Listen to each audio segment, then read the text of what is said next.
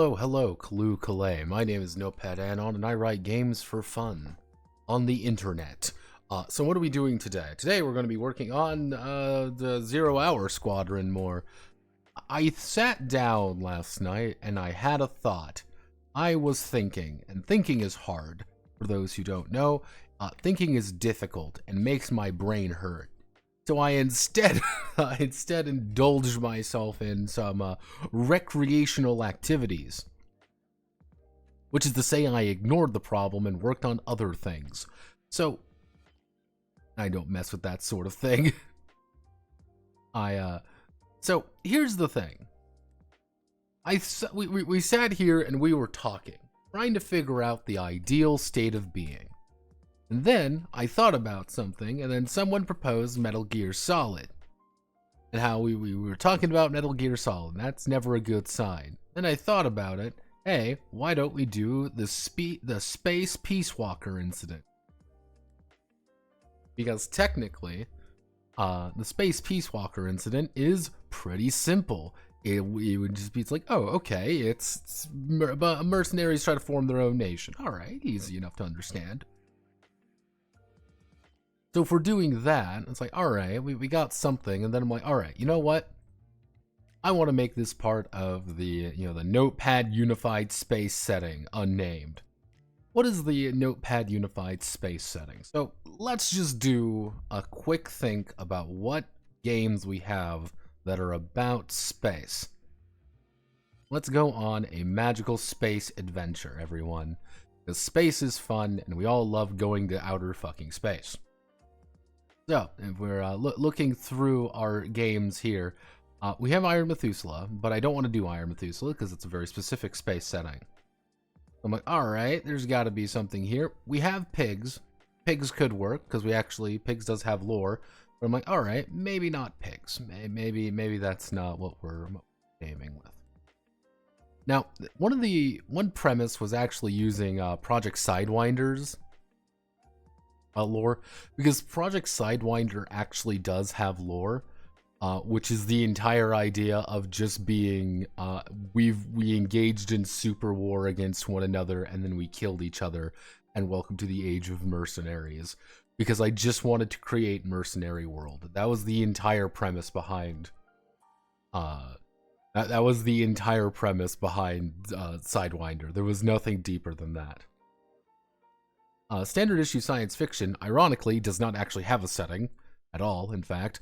Let's see. Well, we can do Void Haunters. Could have swore there was another space game I made.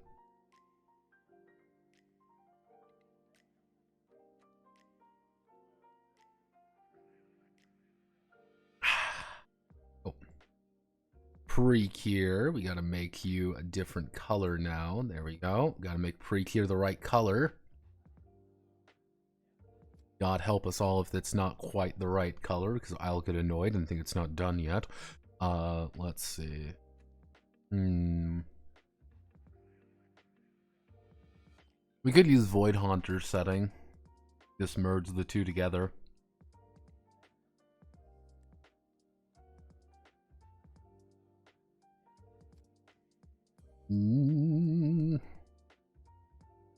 Which this is very, very advanced, to say the least. Things have hyper advanced in Void Haunters, but or we come up with something entirely new. Because effectively, if we've got this, if we just want to say we want to make, if we just make our basic premise is that we want Metal Gear Solid, actually no, Outer Heaven in space. If that's what we're looking for, alright, okay, basic enough Liege verse with the serial numbers filed off. Void Hunters could work well, actually, could allow for unapologetically horny setting too. What is your color system? What is your color system? What do you mean by that? Let's see. I mean,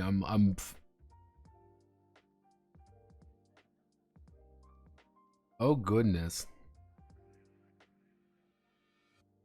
Oh Lord, why do you introduce these things to me? Why do you propose these vile things to me? Cause now I will be thinking now, I had it, it was there, but now Space Battleship Yamato shows up, and also Captain Harlock. Zam. What do you do to these things? Why do you do these things to me? I was like, Lazyverse, I've heard of that before. Then we have Captain Harlock and company. Hmm. Hmm.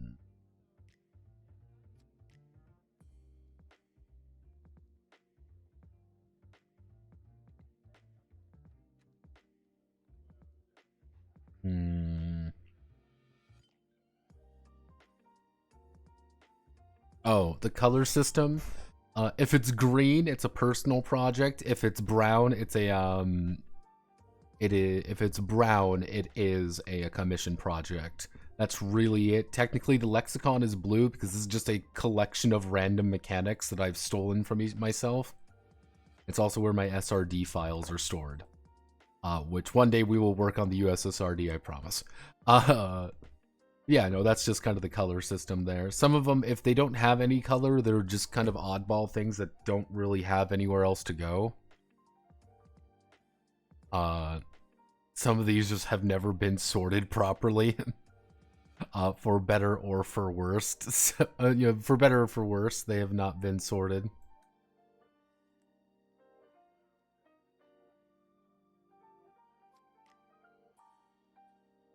Hmm. Well, the D2000 SRD, it's still waiting for that to happen. I know. D20 SRD, D2000 SRD, but oh boyo, that SRD is pretty much abandoned. It's the thing is with the SRDs of all of these, it just takes time to get to it, and I've been wanting to get to it, but I haven't done a D2000 game in a while at this point. So it's like, okay, you know, it's forever on the back burner, if that makes sense. Always a little bit on the back burner. But let's think about things from a broader situation. Space. What do I want? Okay, space. I like space. Space is big. A lot of space. Multiple races. Many races.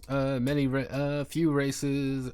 Few civilized races. Cool. Space. A few civilized races, because I specifically said to myself I want to do a space game with other races. It's been a while since I actually put in aliens in any of my sci-fi settings. So I said, fuck it, we're adding in aliens. The final frontier. Why you want the Alamaus? There's two reasons. One, I feel that I keep doing this, going back to it's like, oh, it's humans only, humans only. And it's been a while since I wrote any aliens that are not weird, mysterious, or targets. So it's like, all right, let's think about this a little bit differently. Let's readjust our lens here. That, and if we're making this inexplicably horny, of course, we need green space babes. I mean, green space babes are what we do here. I mean, come on. You know, humanity has gone to space for the sole purpose of learning to stick our dick in something that is definitely not human. That is human existence in a nutshell.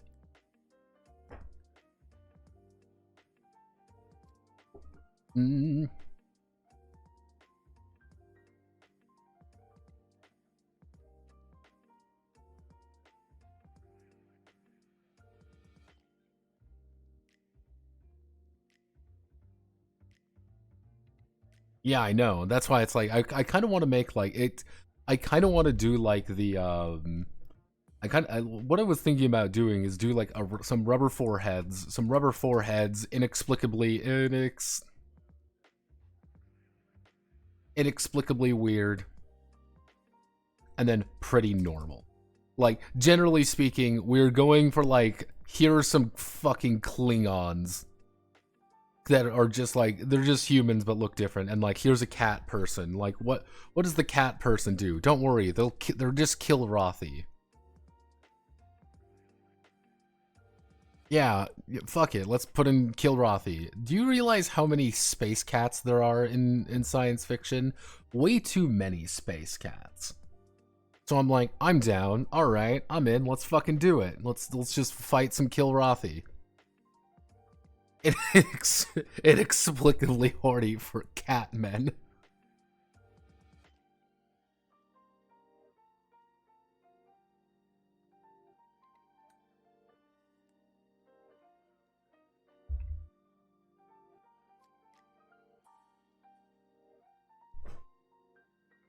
Yeah, I mean, it's like, all right. Then I can draw a little bit also on Twilight Imperium. See, there's two other options here. We can do what I usually end up doing for certain space settings, which is the human autocracy. Humanity went to the stars and we conquered everything, then got bored and it became space Germany. We just became very autocratic. Or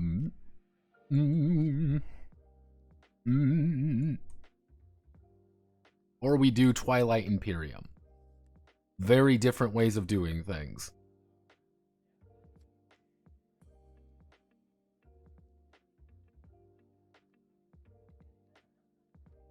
My man, add the Urquan. Also, add races from Marathon. You must.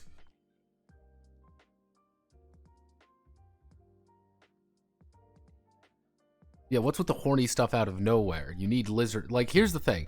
I learned from Change Stars. I specifically put myself in here. This is Change Stars. I specifically thought about this because this game did as big as it did. Kind of, hit things as much as it did. Because this game is just inexplicably, hey, we just added fucking sex aliens from Incase. There are just the sex aliens from Incase in this. There's no reason why the sex aliens are here. But they are. What's the name? It's Xeno, Is that it? Xenobiology? I'm gonna click on this button. We're playing risky fucking bisky here, everybody. We are playing extremely risk. We are high risk, high reward here.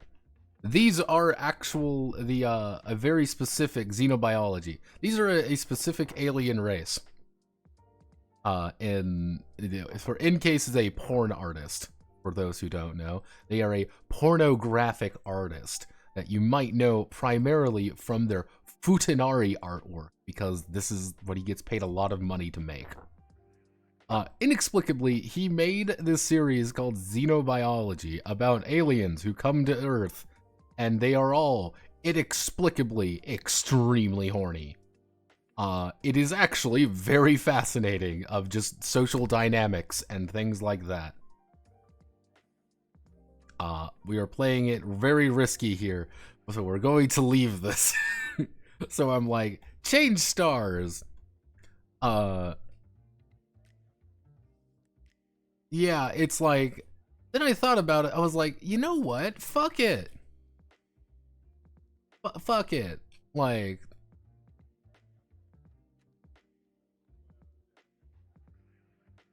really, mating Flares 2.mp4 Change Stars with humanity. The furry Coomer audience is a lucrative one. Exactly.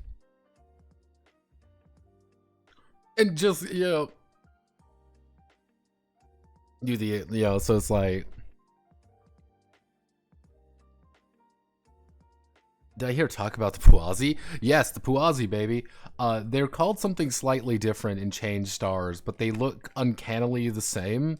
And remember, I'm going to give you the basic lore of changed stars. Humanity gets skull fucked by, humanity, by the United Alien Polycule, and we are forced to join. Lesbians abound. They are listed as a direct inspiration. Exactly. Like, that's why I'm like, fuck it. Let's just make it horny. That is literally just one only thing that I need to think about. It's just inexplicably horny.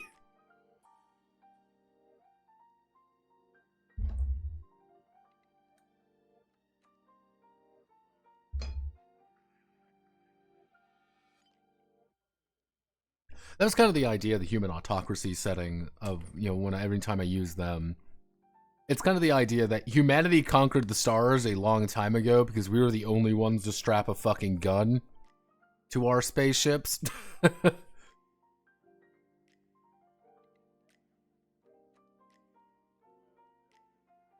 Yeah, it was just like, there's a problem. Like, hey, we're going to space. And being like, hello, fellow aliens, we want to be friends with you. And being just like, fire the nuclear fusion missile. Just like, yeah, just like no one prepares for that when we fire the nuclear fusion missile. Like, oh yeah, we're the only ones to split the atom. Why would you ever split the atom? That causes a catastrophic explosion. We know. And it works great.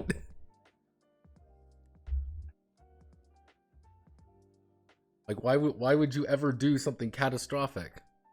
Like, because we could, like.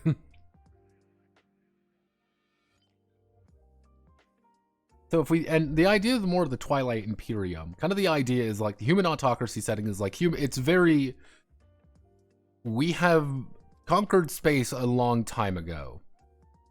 Humanity is just bored.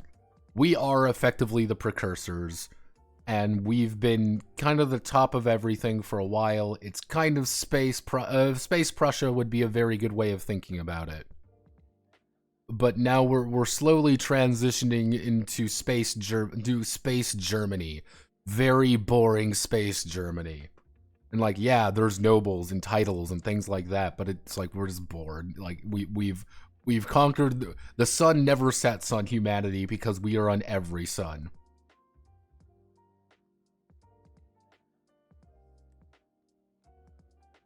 But then you have Twilight Imperium, which the idea of the Twilight Imperium is like, for those who don't know what Twilight Imperium.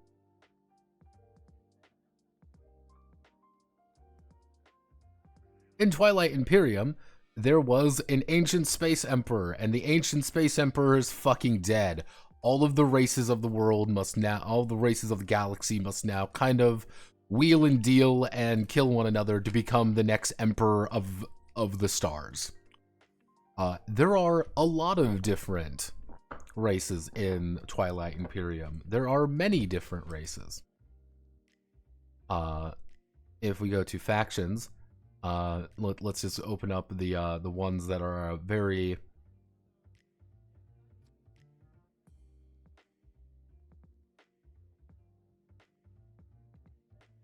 You have things like the Embers of Muat. What are the Embers of Muat? Yeah, they're just guys who live in a supernova. Like, yeah, they are literally a group of hyper advanced people that they live on a volcanic nightmare planet.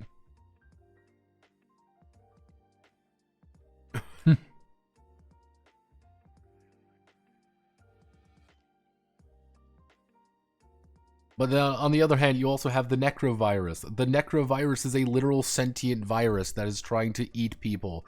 However, it is also a horrible, horrible person. The Winnu, they used to run everything. They don't anymore. The Mahakajin sorcerers, they used to run everything. They don't anymore. A bunch of homeless rat people.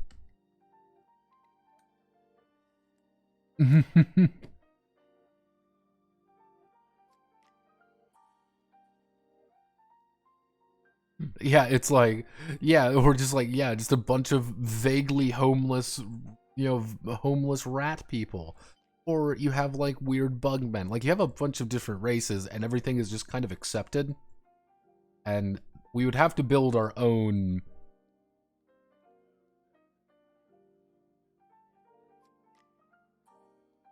It is a 4X game. Oh yeah. Do you know Eclipse Second Dawn from the Galaxy? Yes, we played Eclipse. Do they have to live there, or is it because we can? They're living fire. Never trust hobo rats. Hey, I won with the hobo rats. It's great. Generally speaking, the idea here would be more along the idea that space has been colonized for a very long time. We've been in space a long-ass time. It is an old place, though. It is very old. There are people who are there, and there are established ideas, because in there you also have, like, war suns. You know, you may be thinking, what's a war sun? It is literally it's the Death Star. You can just get Death Stars. They're very scary. They are incredibly intimidating.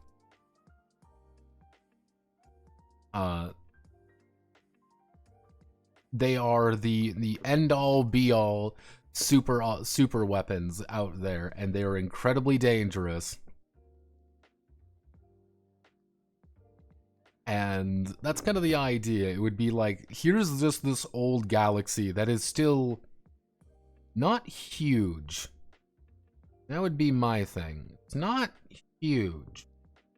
Fairly, you know, it's pretty tight, all things considering. It's just a lot of people live in this very controlled area.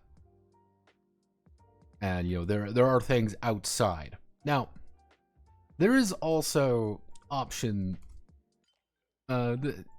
you could go a few different angles. You could go what I would like to refer to casually as the XCOM situation, where everything just came to Earth, or in our areas. Humanity is so bored they came to breed humans into diversity so racism can come back. They started to breed humans into diversifying themselves, just like...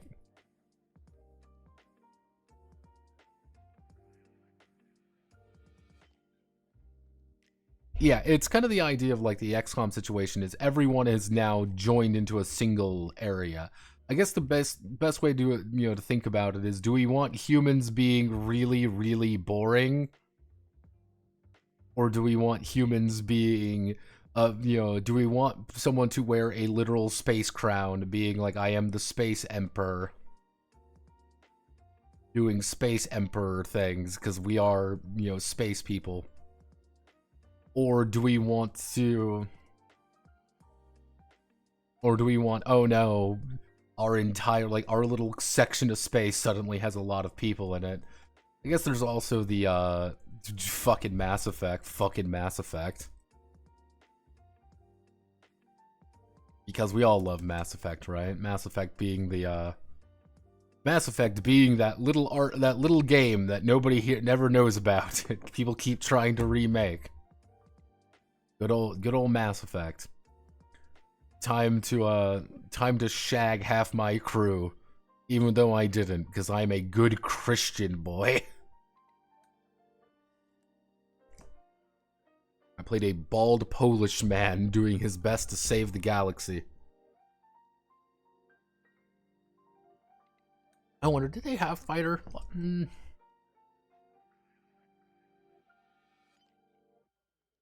Yeah, they had fighters.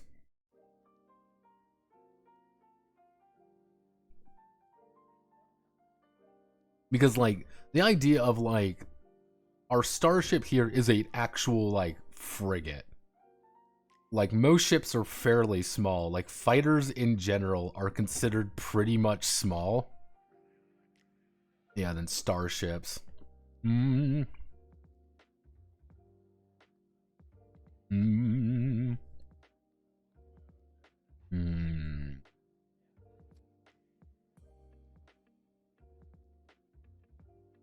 Let's cross you out.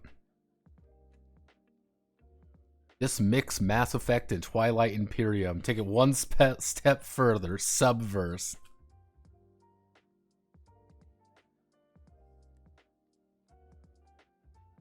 Slogging through a game you had no chance of winning from the start because random tile placement is fun. It's painful. I'm not gonna lie.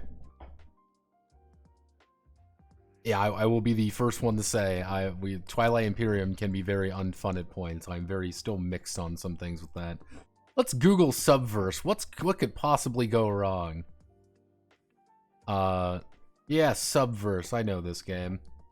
This is the one where technically they have a weird amount of NTR stuff. I don't know why they have a weird amount of NTR stuff, because that's like a third of the reason you would buy this game. Mostly it's NTR stuff with a lot of animals. I don't get it. I don't understand why, but it do be that way.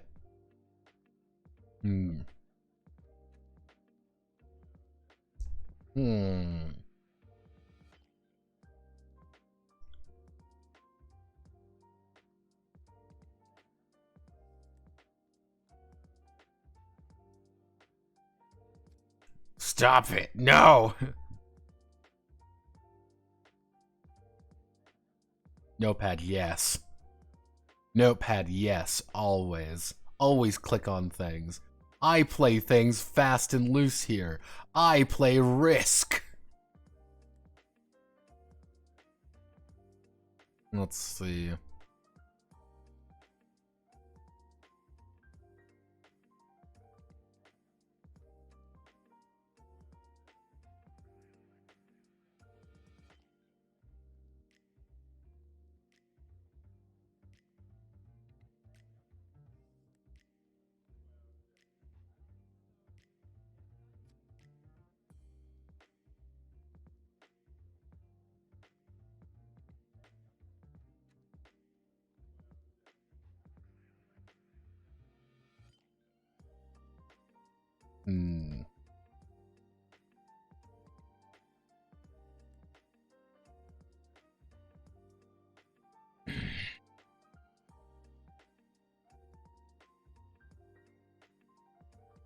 Okay.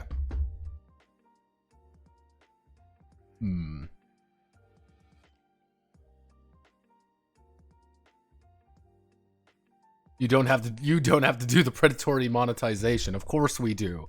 You want to buy new ships? Pay me actual money. Okay, here's what we can do.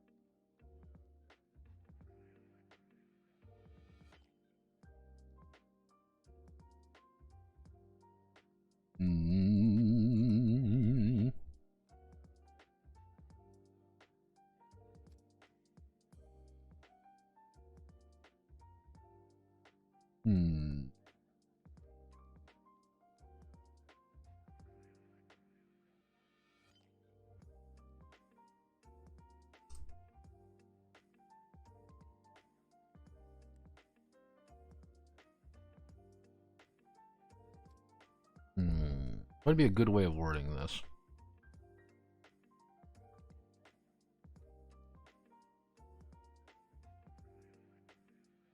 What are we doing here?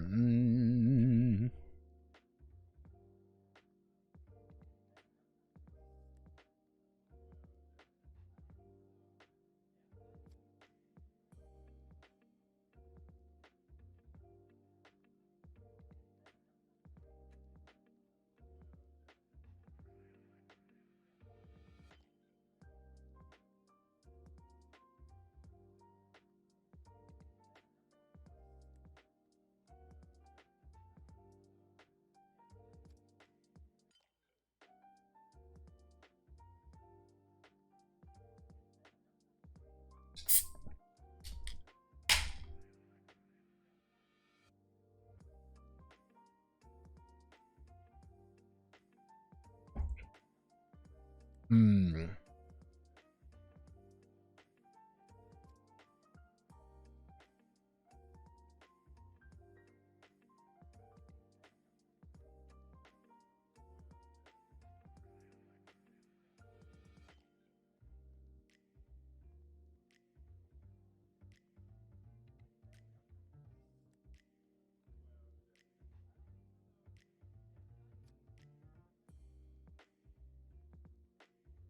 Mm.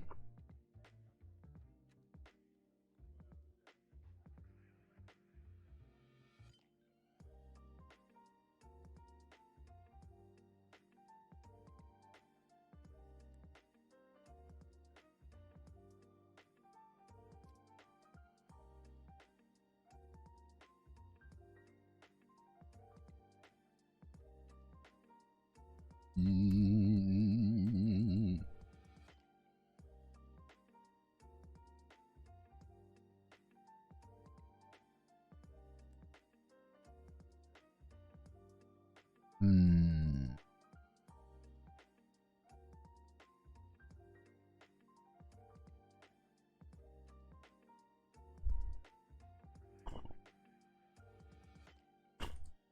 Mm.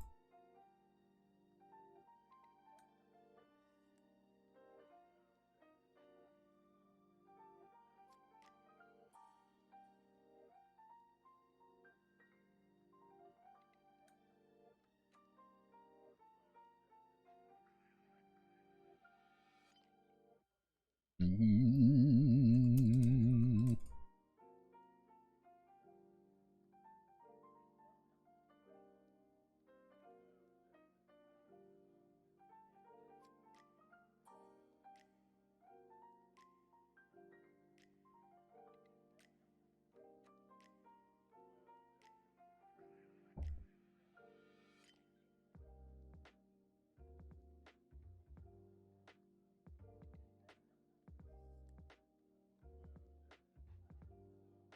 Mm.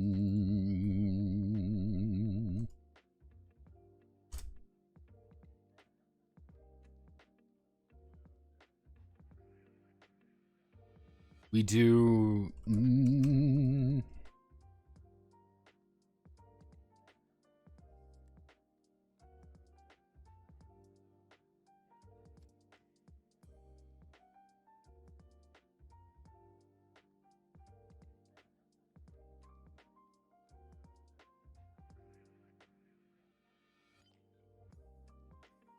There we go. Okay. Basic premise. Here's going to be the basic premise.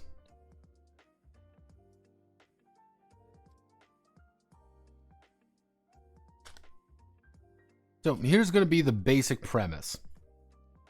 So, I do like the idea, what you drinking? We're drinking big irons, because I got a big iron on my hip. So, basic premise. Oh no! There was a super galactic war, super galactic's holy war, super jihad, Bolterian nightmare, 2 electric boogaloo. Humanity gets roped in between the war in heaven and proceeds to shoot God. Oopsie doopsie, we won.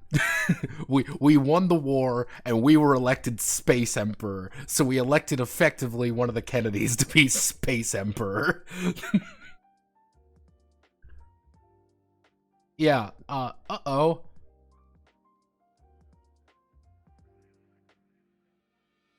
One of the basic ideas of, oh no, we have found a, we've effectively, been elected as supreme leaders of the universe almost entirely on accident. And we did a really good job because we became Space Germany.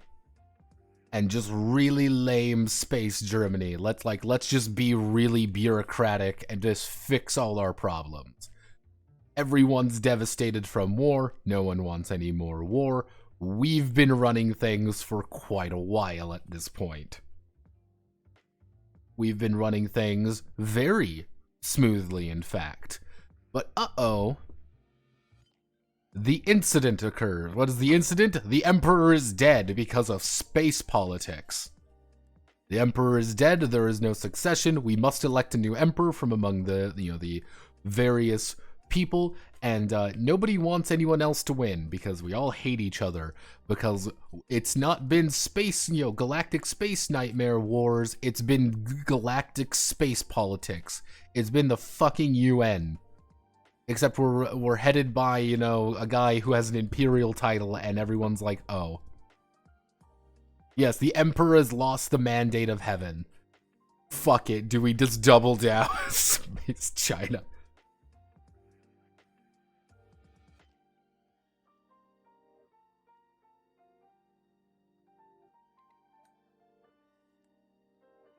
There we go, it's super space China now. We have lost mandate of heaven.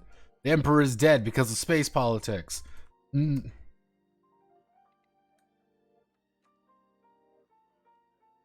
we go. The mandate of heaven. Decisive tank victories. Basic premise. Oh no. Time for terrible space bullshit going on. Everything has gone horribly wrong. Everyone has fractured into various different warring states, and we're trying to build things up. However, we still believe that there is a government in place. And generally speaking, there is a government in place. People do still have an actual functional government. Just nobody feels like using it. It's a very, it's the custodian. Somebody leads from the great super planet of Space China, and because we live in the great awesome Space China empire, it's kind of like the oopsie doopsie. No, we've kind of lost all of our basic military infrastructure because these are all ships woefully out of date, because why the fuck do you want to build military ships? We need to beat you in trade. Yeah, everyone's military kind of sucks. However, people have started forming space outer heavens. What's an outer heaven? An outer heaven is going to be effectively an independent mercenary group in the fringes. They are technically a mercenary group. Technically, they are also an independent country nation. It's effectively, it's not a military, but we're also not a military. It exists in a weird subclause kind of thing. It is a legal loophole for people to actually build a military. They just have to be the Wagner Group. That's effectively what it's going to be. We can't build up a real, military, but we can, in fact, fund the Wagner Group to become our real military now.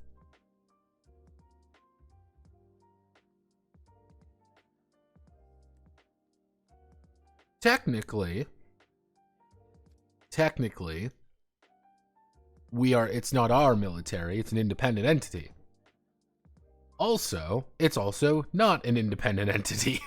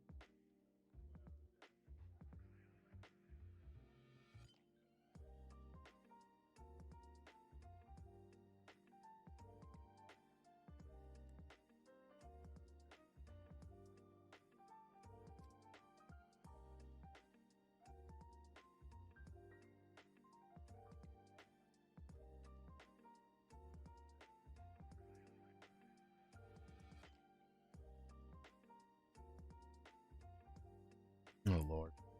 Okay, so space outer heaven, we've become the man we've become the man who sold the world. Okay. We're gonna shrink this down to maintain space. So, inspiration. We don't need any of that. It's just inexplicably horny.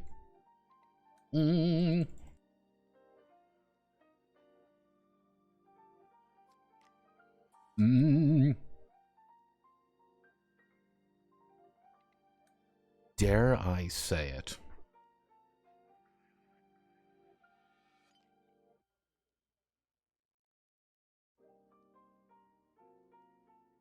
All right. So now we're going to ask a question here.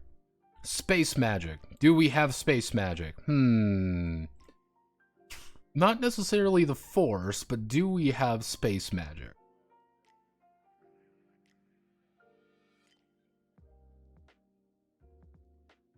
Oh, inexplicably, I'll call it something different. However, calling them also outer heavens would be funny. It's like we'll call them inner heavens.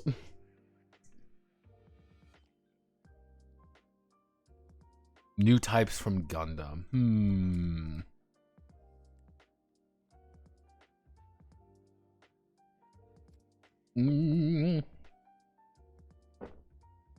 Space noids.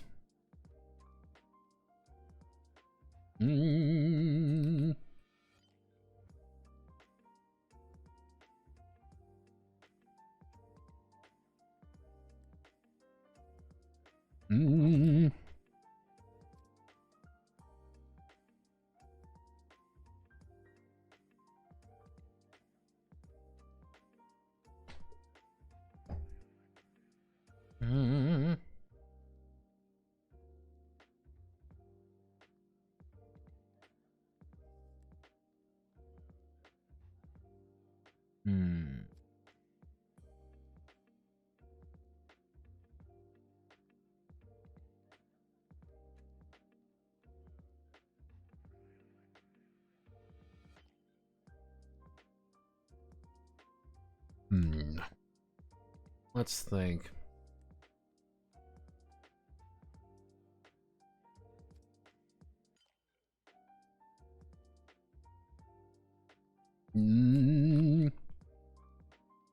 See, what we can do is we can tie this back. If we want to be really dumb, we can tie this back to Void Haunters in a fucked up way by just making it, by just putting in the idea of Void Worship.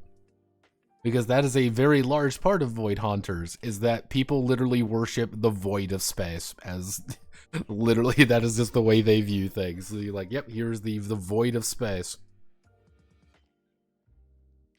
Let me think. We're lit. Let me think. We are.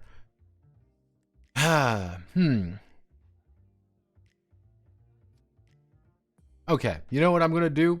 I'm going to do the only thing reliable that I can depend on in these dark times.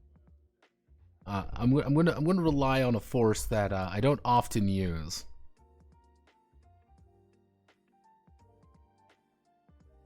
Hello. How may I assist you today? Oracle, magic internet machine. I am writing a space opera inspired role-playing game about fighter pilots in space. Should I have psychic power? Should I have psychic powers? Or should I have psychic powers and other weird abilities?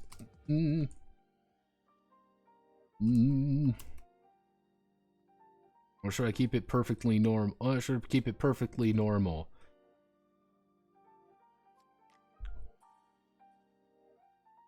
Give me your magic internet machine.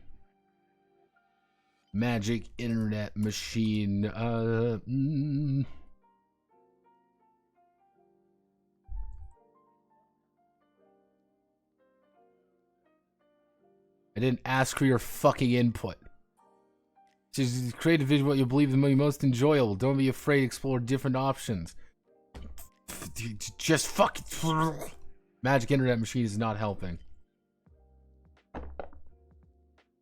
Worshipping the void of space makes you a space cleric.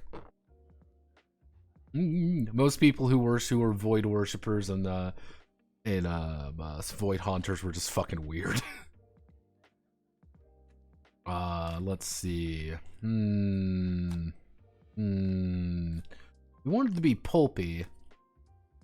You know what? Let's put in, there's going to be no space magic. No space magic.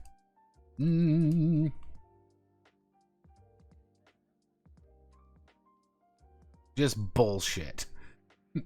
What ability do you have? Ah, yes, I have the power of bullshit. Oh. I am inexplicably I'm just built different. Why are you built different? I don't know. I just am. I'm a conceptual magician. So, if we want, so what do we need to actually worry about? Let's go over here. We need to do core mechanic. We'll do core mechanics.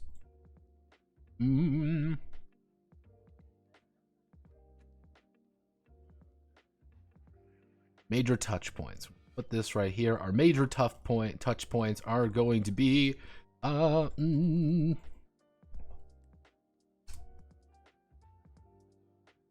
mercenary gallivanting. You're a mercenary. At the end of the day, you are a mercenary group. We want money, so we're going to need the economy.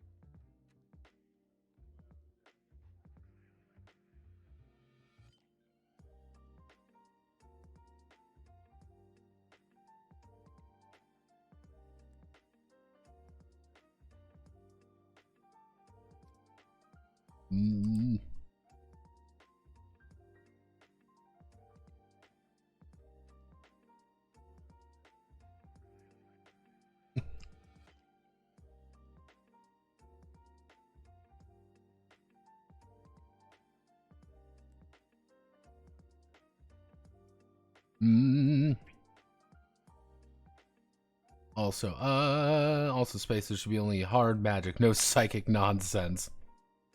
She have space wizards.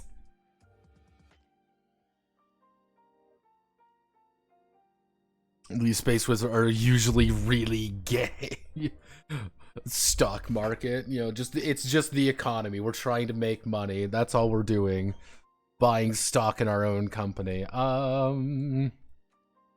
So what we want to do is we want to do customization. That's a big thing I want.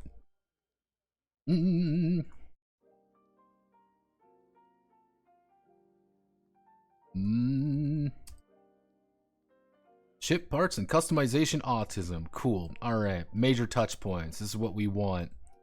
And we can do here actually, which is the pilot. It's going to be the pilot, the ship.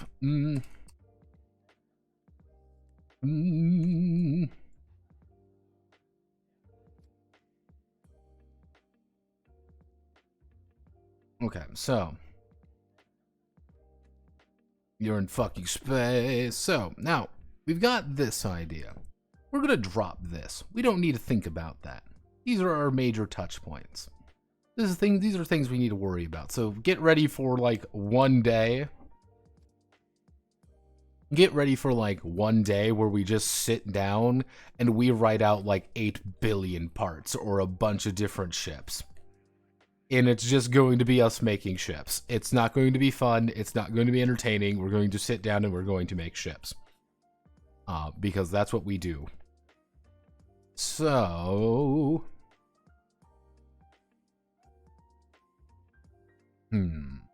Now. System.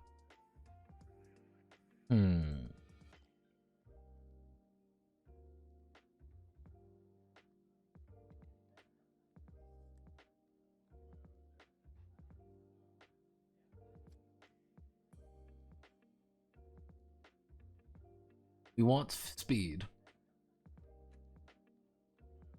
You are a cut above the rest. It's mostly going to be small scale engage. Hmm.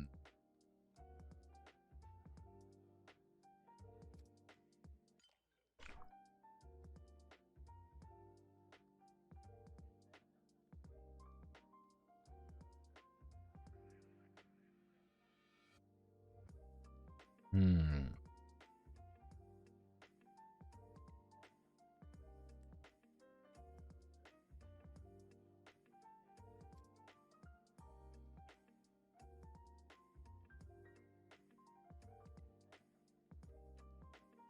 Hmm.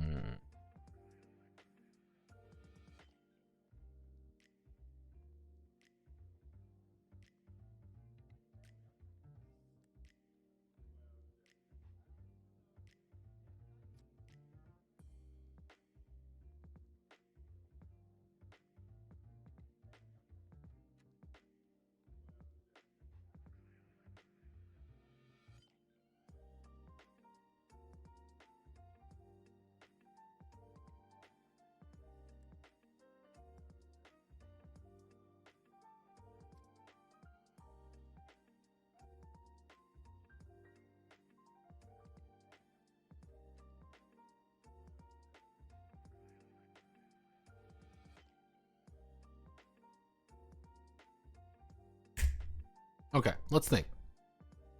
I want to. We're making something. Hmm. Just gonna type out. Just gonna type out what I'm thinking. Mm.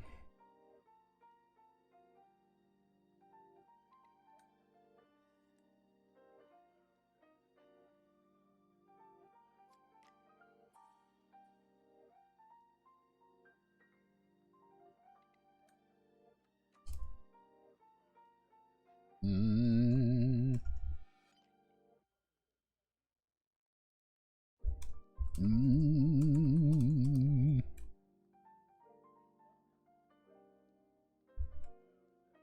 Mm.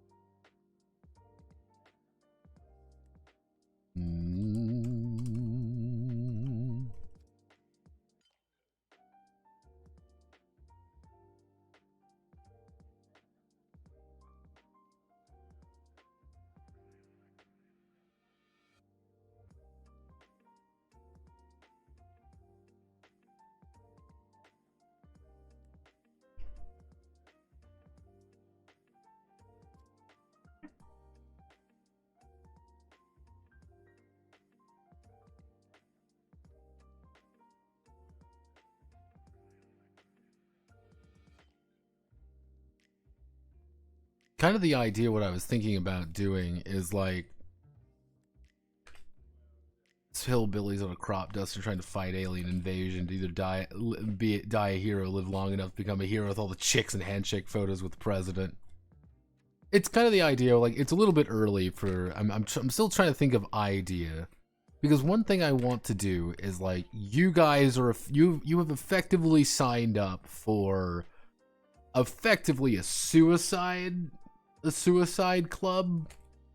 Like, yeah, you're probably going to die pretty violently, but hey, you're cool guys because you now have a sick bomber jacket and you now have a cool logo saying that you're a cool dude and you make a lot of money.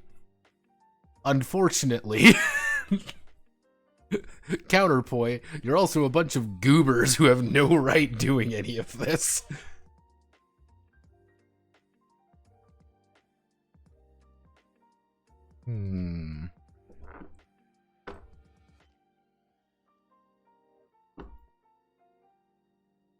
How do you resolve a situation on the ground? Actually, no.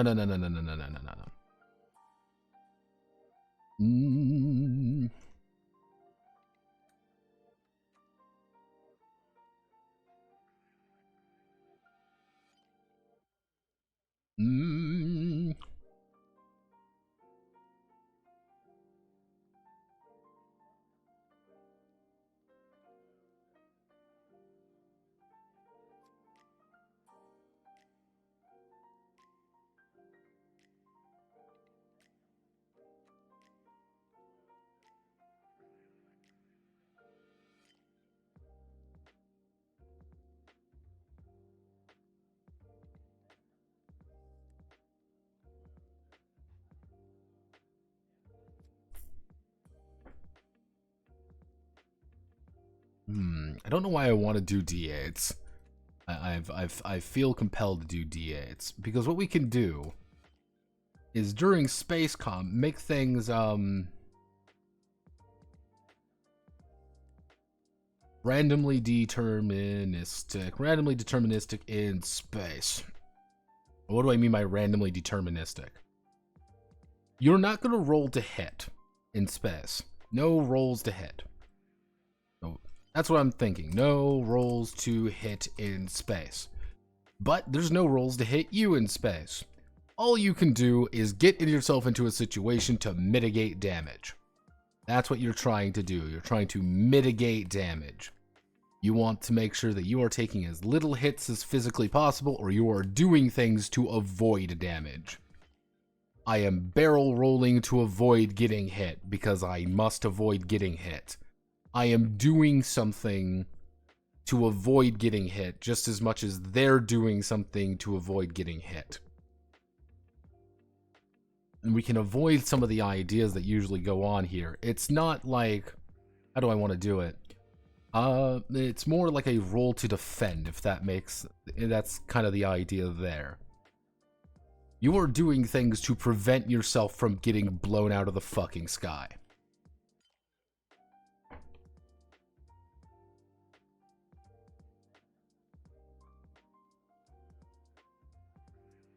Why not use the D2000 system? Oh boy.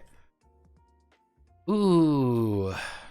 D2000. D2000 has its own issues. I'll say that. It has its own issues, and I don't know if it could handle this. Because, like, one of the ideas what I want to get across, like, better use the center system. Oh lord, do we try to use the center system for this horrible, horrible autism? God, do we attempt to use it? So let's look at this differently. Let's look at this completely different. Get rid of that. So, core mechanic. We can use the, what ideas do we have? We have the crisis system. Everything bad that happens to you is your problem. Alright, easy enough to understand. We have the center system. Everything bad that happens to you is also your fault because you decided to do this. Roll D7 now, asshole. Mm.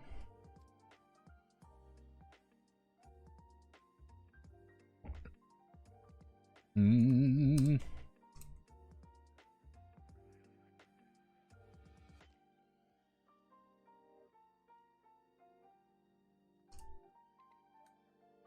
Mm.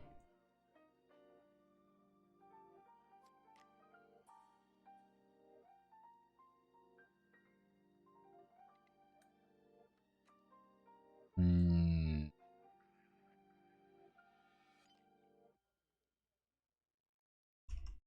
Mm.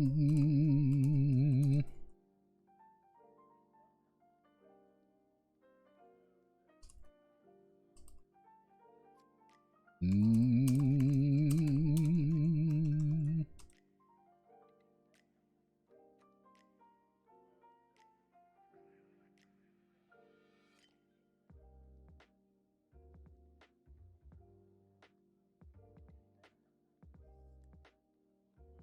I don't want strictly diceless. That's a big thing. I don't want to do diceless.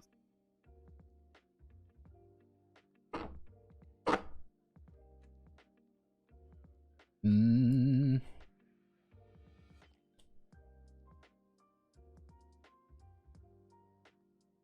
Mm.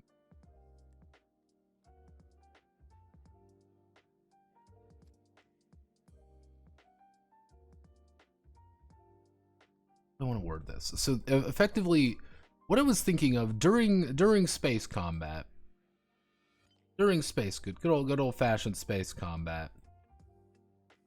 All right, this is me attempting to draw an X-wing here. Here's my spaceship. Effectively, if I'm shooting another person in their little spaceship over here, pew pew pew, they're always going to take X amount of damage. They will always do it unless they do something to mitigate that damage. I am burning something to reduce that damage. I am trying to do something to avoid taking that damage entirely. I am doing something. You will always hit if you are attacking. Alternatively, if you're getting attacked, the same thing occurs. It is kind of this slugging match where you have to kind of plan out what you have aboard your ship, and it's like, okay, let's think like this is our ship, for example. I was thinking about even doing like a modular system. Like, here's our ship, for example, and we've got like 6 spaces in it. We can say, hey, I just want to put a bunch of armor on my ship. Bunch of armor. I can take a bunch of damage for it. I can get bang, bang, banged and get really fucked up. I'm fine. But I don't actually have that many guns. I don't have that many toys on it to actually do better hitting. Alternatively, I could say, oh, well, I want to strap 2 gigantic guns to my ship, and I want to have ability to hit really well, and I want an ability to, it's going to boost my damage, and I want to have all these different things. I have 0 fucking health, though. I get hit once, I'm kind of in that critical SPAGHETTIOS state of being. Kind of inadvertently, the builds coming with the ships. Exactly.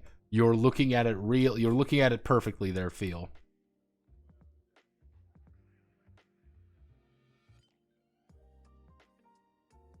That would be kind of the idea, like it's, you have the ability to soak damage contextually in different situations, or you're trying to do the idea of like a shield or something. It's like, oh hey, you do a shield, you pop your shields, you ignore all damage from this, but you can't pop your shield, you can't pop shields on your you can't pop shields on like missiles. So you have to use your shields differently for missiles. Armor lets you soak damage in certain contexts, however. I would probably want to put in a damage system, but it would probably be again a damage system about applying damage to places. Your engines blow up, that's your problem now. That's not a bad idea, actually. Yeah, exactly.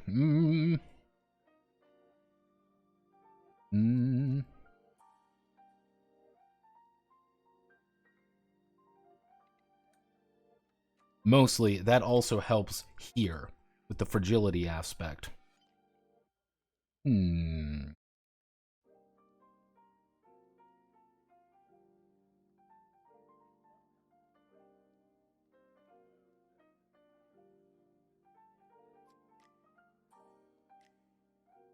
Kind of the ideas for shields is that that would be something that you have to put on your ship. I think that's the best way to think about it.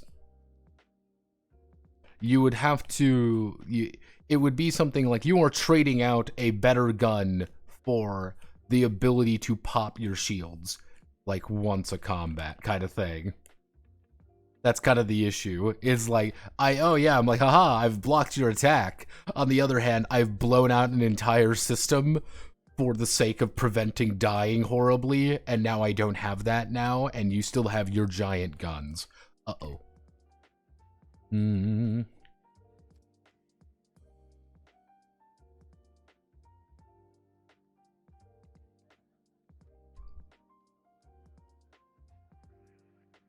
Hmm.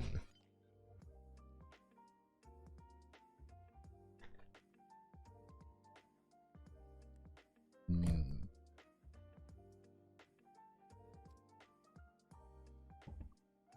Hmm.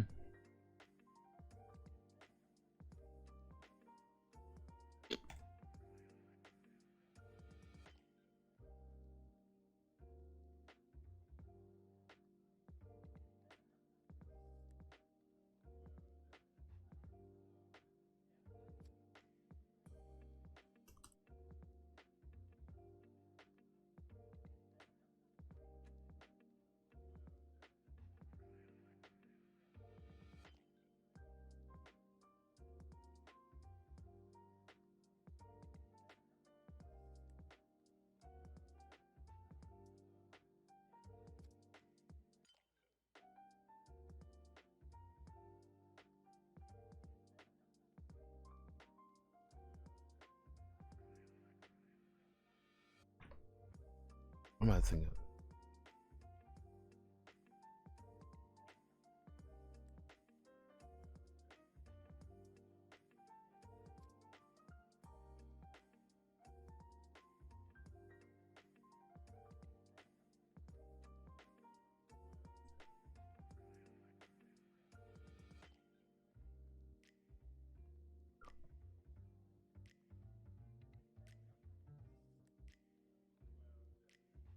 That was kind of the idea that I was kind of like, why I even kind of considered the crisis system.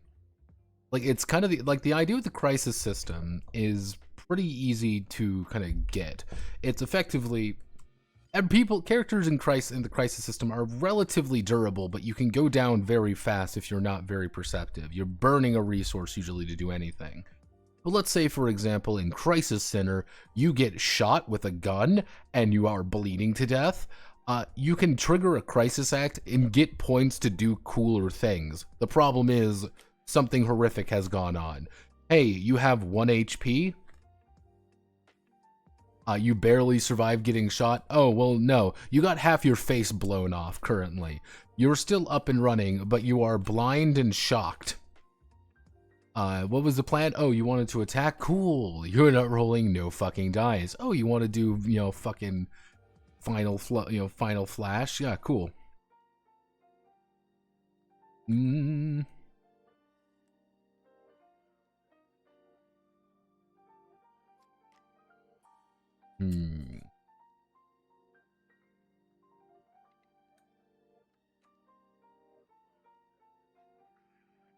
Hmm. Let's see.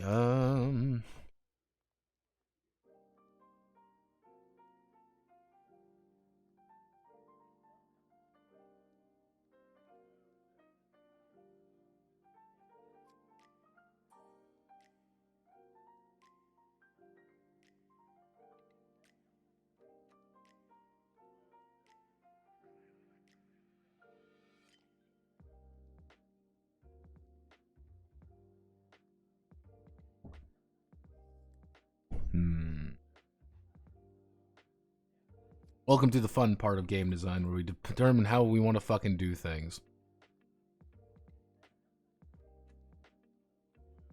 Because again, when it comes to actual like combat, I was even thinking about using just the sensor map system from Void Hunter. Because on Void Hunters, if we open up this one, this big boy here, Scroll down a little bit. We want to find not the sector creation. This is the sensor map. Effectively, the sensor map is just you moving around things. You plot out the exact course of how you're moving, and that's how everything actually works. Everything is broken down into movement phases, your action phase, and then logistics phase, like upkeep and stuff. So it's like, hey, you're moving fairly slow, you're trying to get into position, you're trying to say, hey, I'm trying my best to kind of like find my way to do this. It's kind of this round-based initiative system.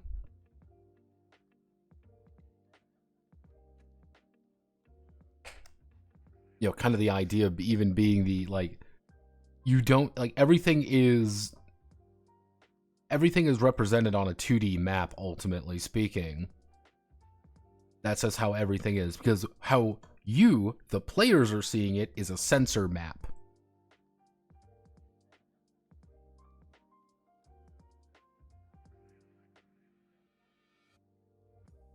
Like, that's all you're kind of seeing the, actually here,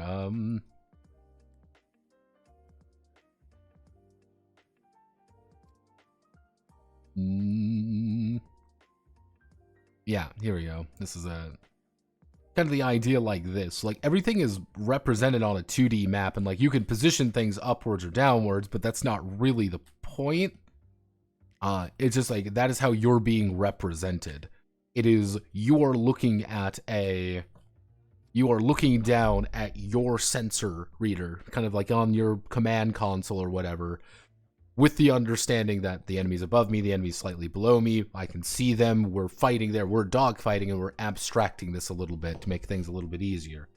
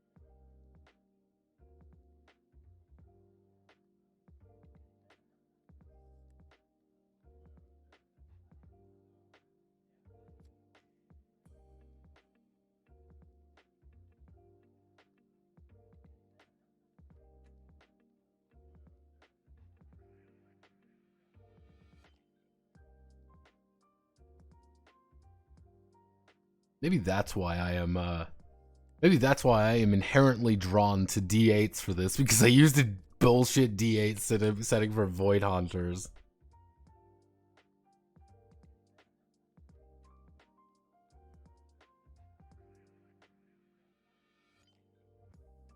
More like like the CIC.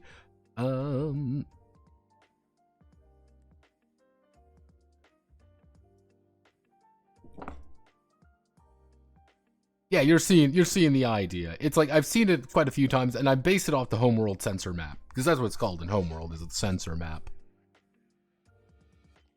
It is kind of the idea like you know where everything is at all times, because of course you do. You are there in space, and you are a trained pilot. The players are obviously not, so it's like kind of more of an abstraction to keep things 2D. Hmm.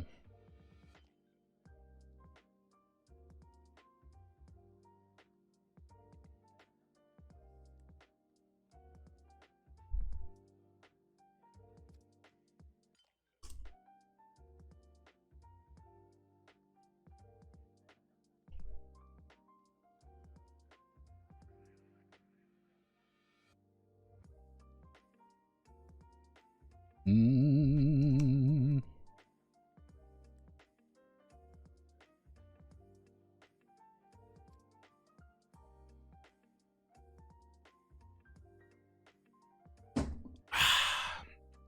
Ugh.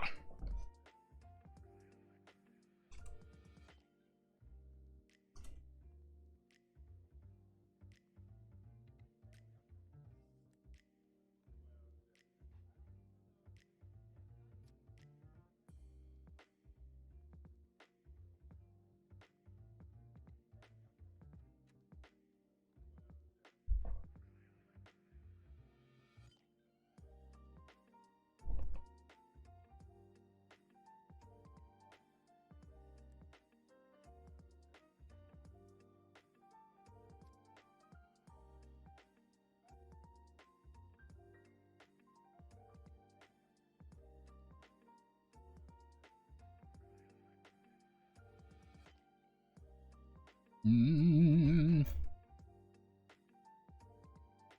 You just do threshold D8. So it'd be a D8.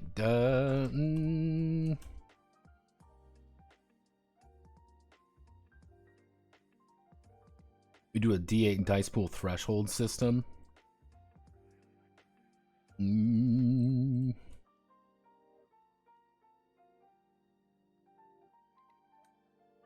Mm.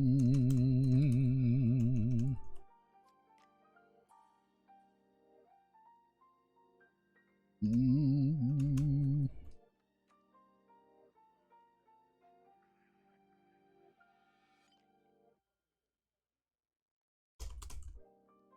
Actually, why don't we do a dice ladder system? Dice ladder system.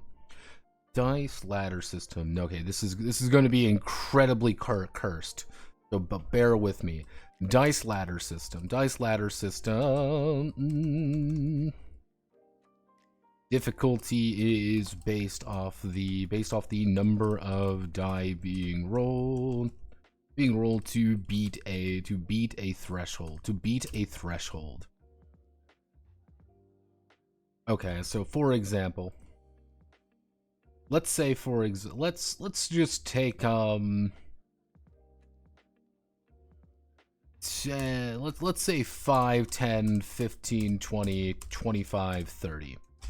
These are our thresholds. These are a very basic threshold. And let's say, for example, you have a D8 in an attribute, and you are going to be doing a difficulty. You're doing a difficulty.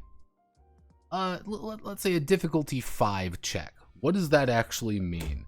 Difficulty 5 means that you're going to take up your D8s. You're going to take up multiple D8s. You're going to take 5 D8s. You're going to go rolly, and you're going to roll them. So, 14, 17, 23, 25. I would have scored this threshold. I scored 25 exactly. I have scored that threshold, and that is what I'm working with here. However, let's say, for example, it's difficulty 3. This is astronomically more complicated. I'm going to roll this. I got 9, 12. I would have only scored this threshold.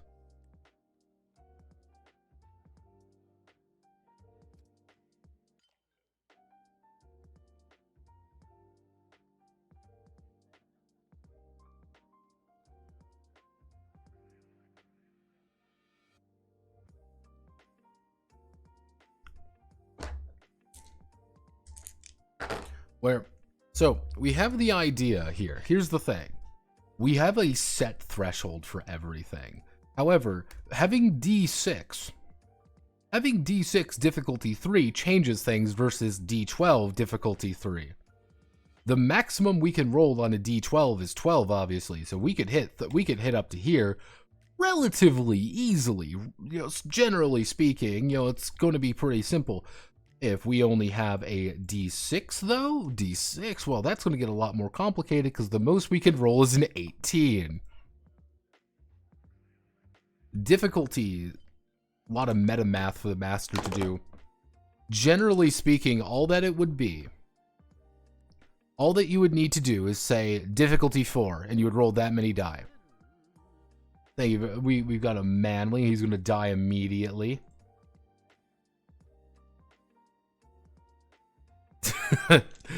Brigador, man. It sounds like it's going to be a lot of math. Don't think there really needs to be. Because at the end of the day, here's the thing. Again, in theory, I mean, a lot of dice. Yeah, again, in theory, there can be a lot of dice here. But how hard things should be? Because that's the secret, though. That would be the secret, though, Craven. The difficulty would just be... Oh.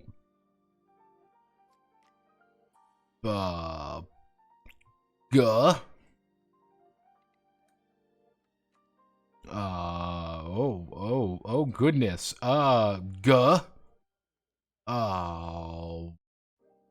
Right then. Okay. Alright. We're gonna hit F5 on that one there, Chief. Yeah. This has got quite sprawling. Honestly, I think... Oh no!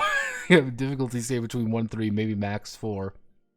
Again, you gotta remember, this is like step 1. We keep things between 1 and 5. 1 and 5, keep things pretty easy, keep the thresholds pretty good. And the idea for the thresholds would not be, oh well, you need a 15 to succeed, you need this to succeed. Oh no, no, no.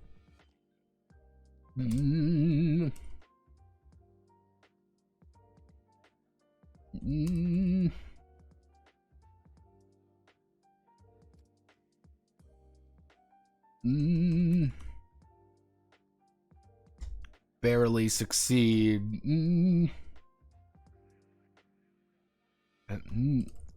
Even things like all but failure. Barely succeed. Things like that. It's an interpretive result at the end of the day. But here's the thing. This is not the point. This is the secret. We use this threshold system, and all this is going to let us do is say that the GM is going to have the right to say at anything that occurs, you barely succeeded opening the door. What does that mean? Well, it means that you barely opened up that door correctly. Yeah, interpret that however you want, and it would be a big note saying these are ways to say that characters are going to most likely succeed at most things. However, things can get complicated. Roll difficulty 1 on this. Something is going to be difficult, something is more difficult or less difficult based entirely around the idea of the character doing things. We need to change the math a little bit. Math is going to be a little bit weird meta-wise.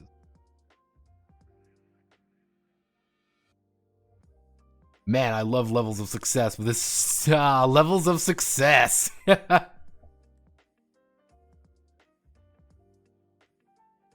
Powered by the apocalypse on fentanyl. But here's the thing. If it was powered by the apocalypse, we would only have a very limited number of results. We'd have a bunch of different threshold variables to work with.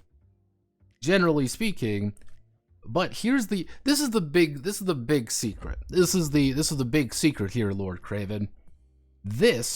All of this shit is reserved entirely for the out-of-combat experience. Because I want to make this abundantly clear. We're not making this game for the out-of-combat experience. Everything we're doing is for being in a giant... God is being in a giant space fighter and blowing the shit out of people. I kind of want the idea of, like, you're going to succeed at most things. Nah, I would say keep it entirely out of combat.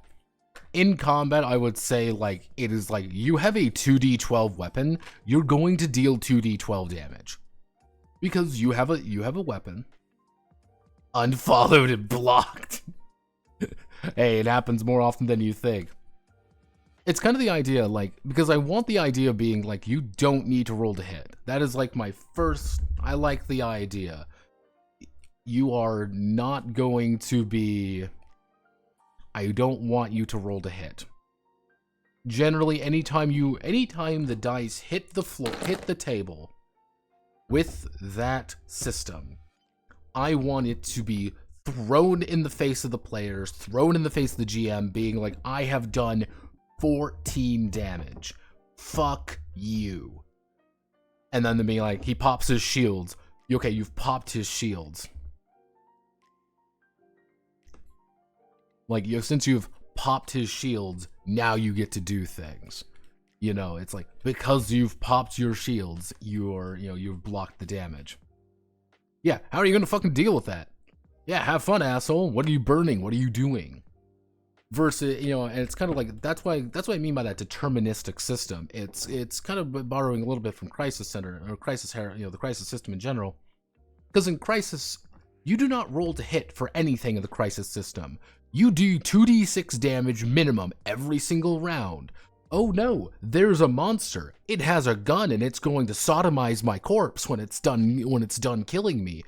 I'm going to deal 2d6 damage to it because I have a fucking gun and I'm going to aim at it and I'm going to go bang, bang, bang, please die. And I'm always going to do that damage. It's more of an idea of, what do you burn abilities to try to do more damage? Are you going to try to save abilities to maybe block the damage? Do you want to take damage? Because, hey, if I take this hit right now, if I get hit by a sword and I'm bleeding to death, I'm right there, I got a gun, bang, and then I blow his head off. It's kind of that idea. And it's just like, you need the out of combat system for it to make that work. Luckily, I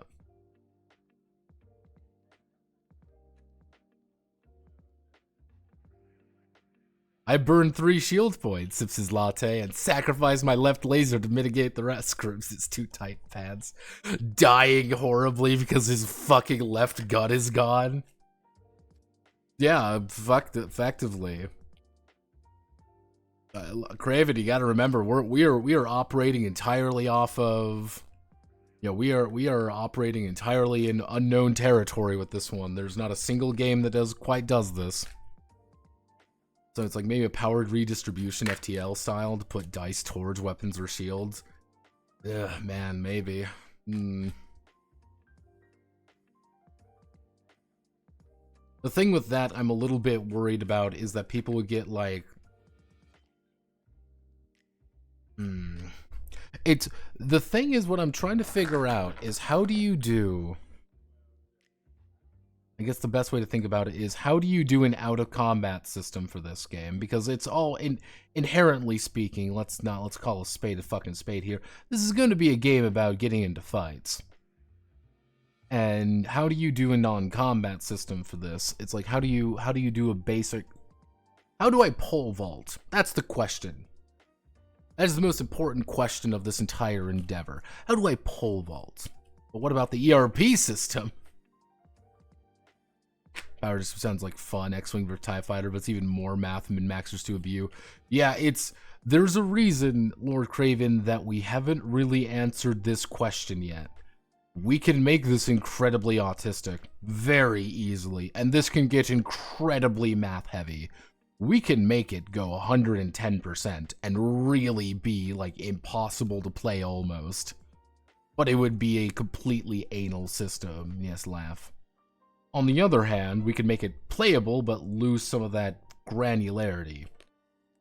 You say, oh, I burned 3 ship points and sacrificed my left laser to mitigate the rest, is kind of jokingly. On the other hand, do you want to roll to, how do I want to do this? Do you want to roll to determine that you are going to lose that, randomly roll to determine you lost your left laser, and then realize that you blew up? That's Like, I am so tired of math, boss. I get ya.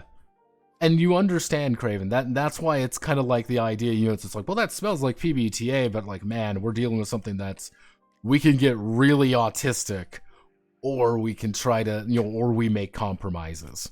That's the problem. And this is a game about compromises. I've accepted that this is going to be a game about compromising. And compromising is its own beautiful problem. Trying to make it all realistic will make it so complicated. Only yeah, I've said I don't want to make it realistic. That's kind of inherent, because again, if you want realistic space combat. Realistic space combat is my square over here firing a tungsten rod at, you know, a million miles an hour or whatever the fuck it is against this square over here. And, you know, we roll our two squares against one another, and we do complex math to determine that this one has died horribly because he's been hit by a tungsten rod, you know, 20 minutes ago, and he has no way of dodging. That's realistic space combat. It's incredibly boring.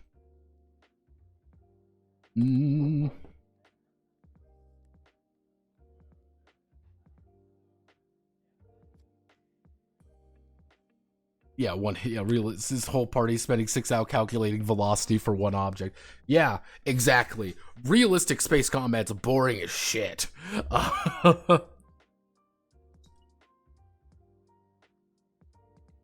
Real space is dumb. Then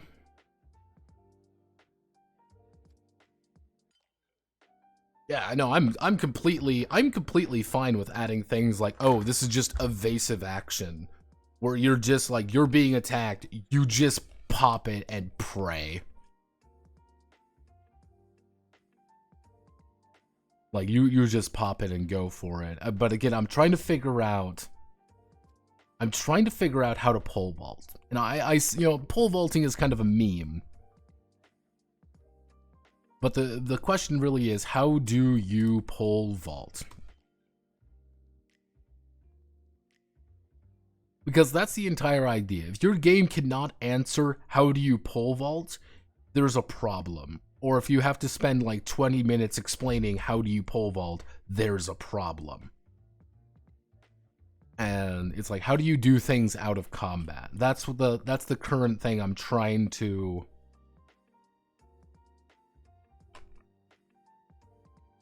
That's the thing I'm trying to figure out right now, is how do I do non-combat, not necessarily non-combat actions.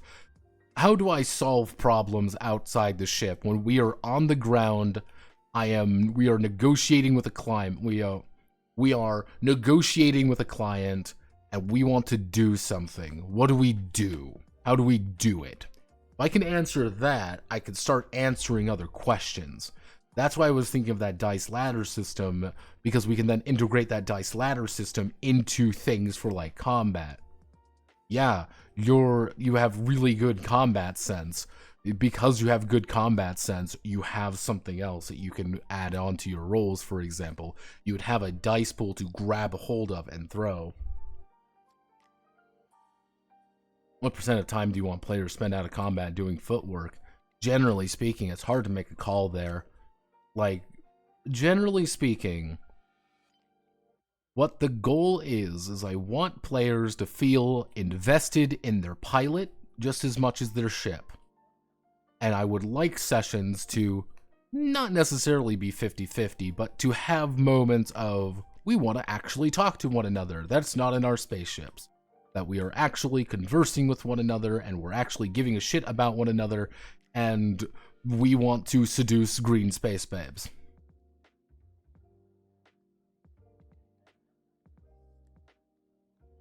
Just entirely diceless.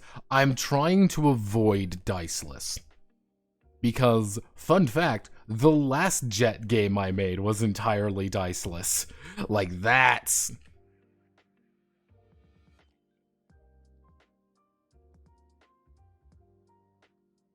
That's something that I've been playing with quite a lot. See, and that's one of my big like pet peeves when it comes to games about vehicles. Because I encountered quite a few different games every now and again about a vehicle. Let's say this is our vehicle. Let's say for no reason at all, it is a mech. It is a mech. I like my mech. My mech is my toy. This is my favorite mech on the Citadel. But here's a problem. I notice a lot of games, not naming any at all, that the mech is the only thing that matters. The man who pilots the mech,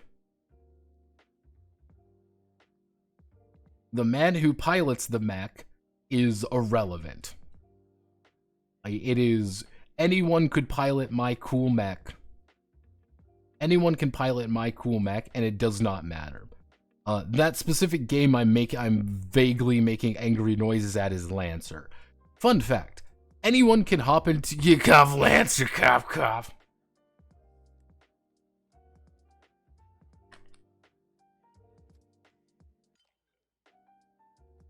It's the thing that annoys me like most about Lancer system is the fact that like your character means fucking nothing. I've built a cool mech that has done cool mech things, but the problem is it doesn't really matter. My cool mech can be driven by anyone. It can be piloted by any person. Oh, well, your pilot's the only one who could drive it. No, it's not. You could be a fucking dog in there, and it doesn't matter, because that's the only thing with stats, that's the only thing that influences anything, and nothing about your pilot ever influences it. And I think that's really important, which was a big thing I did in Sidewinder, which is the idea of doubling down the idea like, hey, your ability to use your aggression pools, your technique pools, all of these little point pools. Imagine the just dog in a jet. Yeah, effectively. And that was like the big thing I made about it in Sidewinder, being linked scared to psychology and something like bruiser person sucking schlag at piloting a light mech. Not even necessarily that, but it should influence how you pilot, how good you are at piloting. It's like, yeah, I am an accomplished pilot. I have been doing this for fucking years. I am a danger to people around me, and I'm going to kill people when I get inside of my giant robot or my mech or my fucking plane or whatever, because I am a dangerous person. On the other hand, again, in Lancer, it legitimately does not matter if you are 12 years old and have never been inside of a mech, or you are a grizzled veteran of 150 wars. It doesn't matter. There is no difference. You will roll the exact same dice.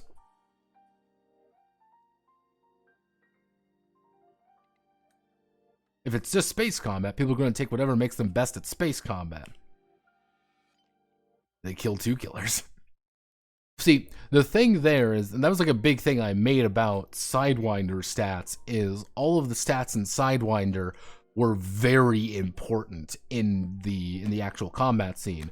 They just played very different contexts when you were actually using them off camera. You could, off your plane, for example. Being really aggressive just meant you were a big macho dumbass. You are just someone who his entire way of thinking should be, I'm going to punch you in the face. There is a problem, I'm going to spend my very large pool of aggression to beat you up, because I am a person who is going to beat you up. And what does aggression do in the air? Well, aggression makes you better at fighting people, because you want to be aggressive. You want to constantly go after people. On the other hand, if you have really high defense, you want to wait for openings. You want them to burn away everything. You want that aggressive person to burn away everything and then punch them right in the face. It was kind of a way of using the stats to tell how you should play and how you should play on and off.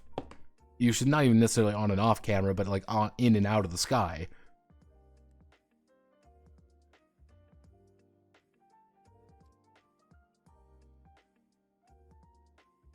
That's kind of the idea that I was kind of working with Sidewinder, is that like every part of the character is an important.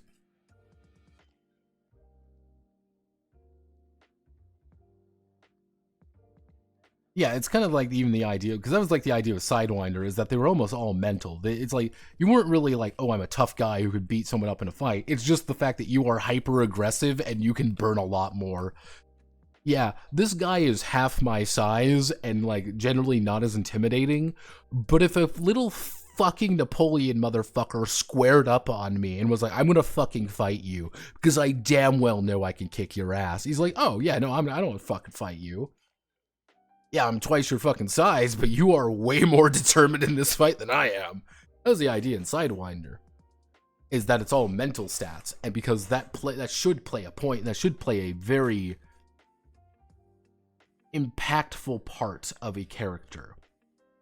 And that's why I'm trying to figure out what you would do out of combat. How do you integrate the non-combat stuff into the combat stuff and vice versa? I'm not saying that you need to, like, your ship is a bunch of fucking tags and you have to apply your ship tags to your... No, fuck that. It's, hey, I am a person who is naturally an aggressive person.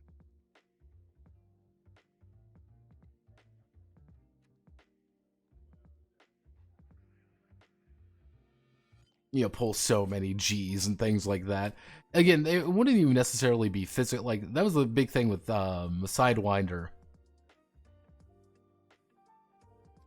Personality traits, the skills, and base personal encounters on those as well. Not a bad idea, actually, Craven. That's not a bad idea at all. It's... I chose to deliberately not put in the idea of, like, G's or anything in Sidewinder for that exact reason, because it's just not as cool to track your fucking G's. It is cool though when someone fucking does a cobra and flings himself backward. That's cool. But how do we, again, we're back to square one. We gotta get back on track. How do we resolve climbing a fence? How do we pole vault correctly? That's what I'm getting stuck on. How do I pole vault?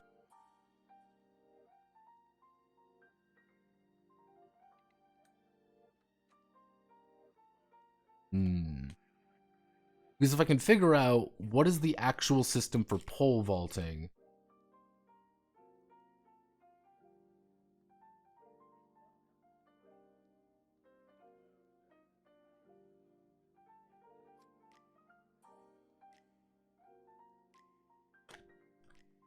That's one of the things in technically Sidewinder has a way of doing that. You can do it indirectly. Doing something like that is that if you're on someone's ass really fucking hard, you're going to burn their pool faster than they can burn yours, and they are effectively sitting ducks as you just get a free shot on them. And nothing says fuck you than shoving a missile in someone's ass. You're like, hee hee hoo hoo, dodge this asshole. No. Oh no. I'm trying to think, like, what would be...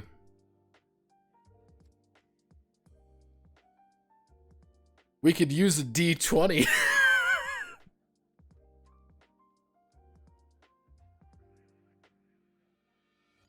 Sidewinder had its issues. I'm not going to lie with that. Sidewinder is one of those games that I kind of want to go back to eventually and do some reduxing on. Now, I'm trying to figure out what would we do for this game. If we want to base it all personality based, but like, what do we roll? What are we doing?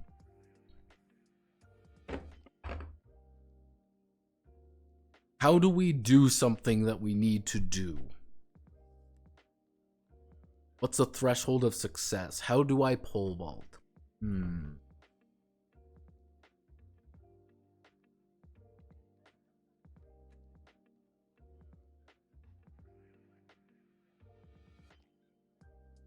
Same as in combat, just 10 times smaller scale. You mean roll some dice and you automatically succeed? Again, that's the problem, Craven. Is the combat is a very different way of doing things. Because everything is going, you're effectively making endless opposed rolls. in combat. At the end of the day, it's an opposed way of doing things. I'm trying to beat your stats, your soaks, and you're trying to beat mine. And I'm trying to, like, I don't want to use my missiles until the very end, but I know you don't have any more soaks. So I can shove a missile right in your exhaust port and you explode and die and I laugh. And hee hee hoo hoo ha ha.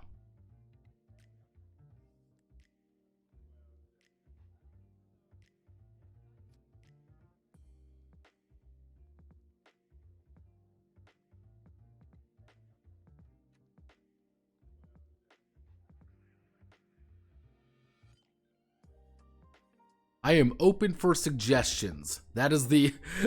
At this point, I am open for suggestions.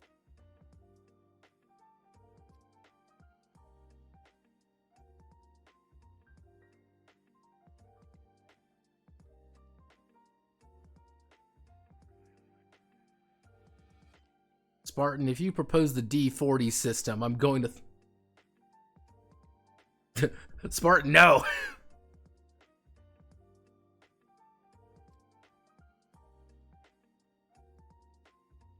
Wait, how did the dice pool...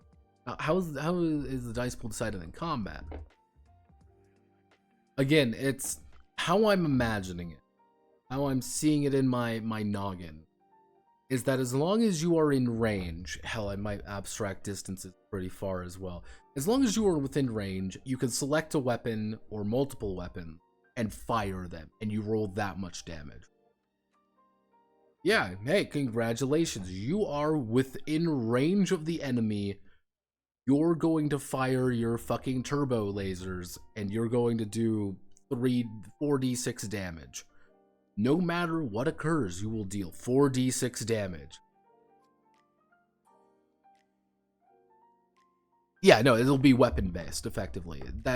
That's how I see it in my head. Everything is weapon-based, everything is distance-based. You might get some bonus die in there because of, hey, you get, like, hey, you have a booster, a damage booster on your ship. You have spent a slot or you've spent space to get something to add another die to your attack roll or to boost your certain attack die up. You do the same way in stat-based and civilian setting. Like, choose a stat to fire. That's what I'm trying to figure out. Like,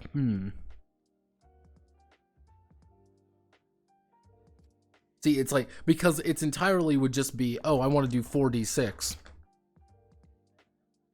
Like, you're within range, I'm going to fire at you, I roll my dice, I've got 7, 10, I did 14 damage. And because I've done 14 damage, bang, bang, bang, I've hit you with that, how do you soak it, how do you choose to evade it, what do you want to do? And you've hit this person, they can take it all to their armor and this reduce their health down by a little bit.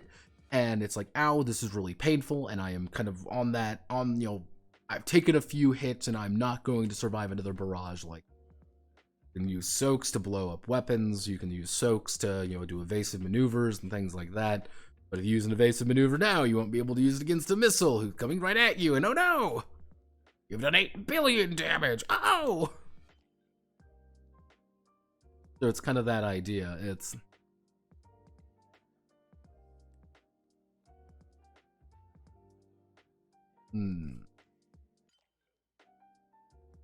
Let's see, you can do something similar.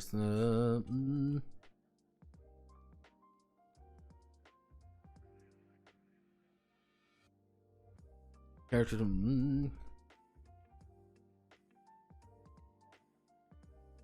Ooh.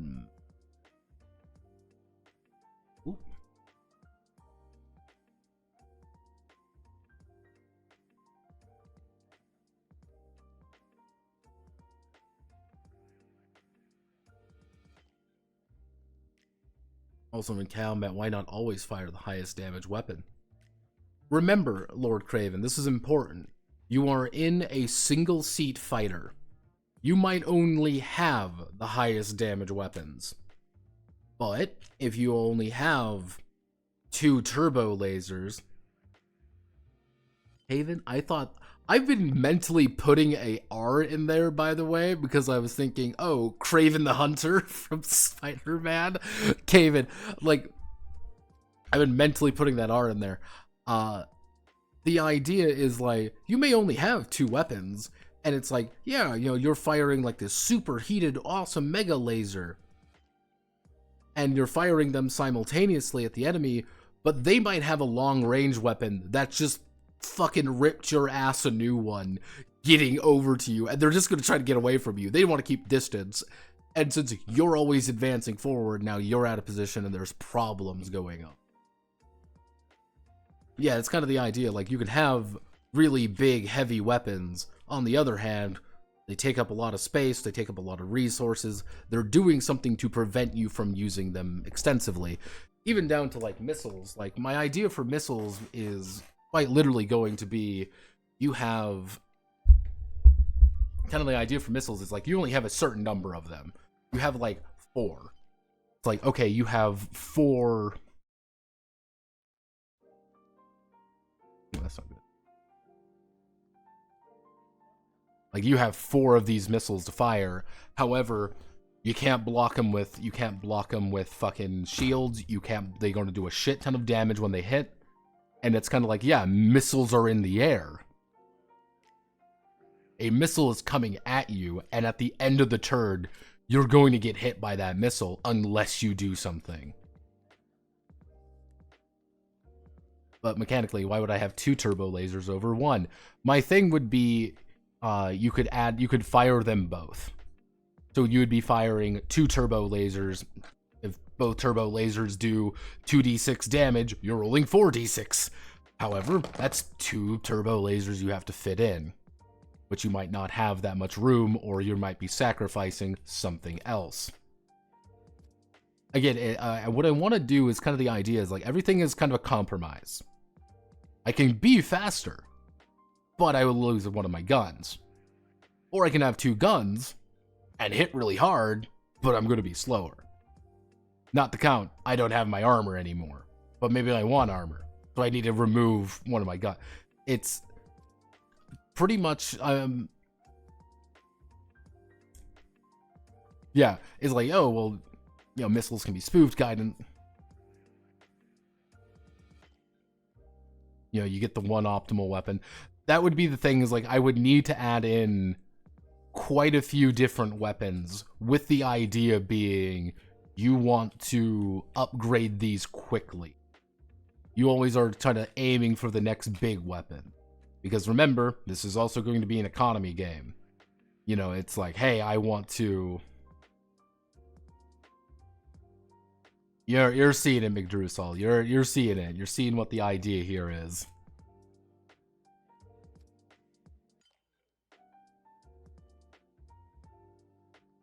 Yeah, and the DM cannot confiscate your turbo laser the same way you can a sword. Yeah, and it's kind of the idea of what it would be is like, yeah, early on, you're going to get bad weapons because there's going to be problems with them. Hey, you get a red turbo laser or whatever, and because you have a red turbo laser, this shit hits like dog shit. This thing does not hit at all, but damn is it cheap. We can afford one of these, and we can put it on my ship. On the other hand, later on, you're like, I really want a blue turbo laser. That's a lot lighter, hits a lot better, and this thing's amazing. Why can't I do it? Oh, it costs all of my body parts, and then some, and I am also slowly, I'm going to be in debt for 4 lifetimes, and my children's will be in debt. Fuck. It reminds me of that one,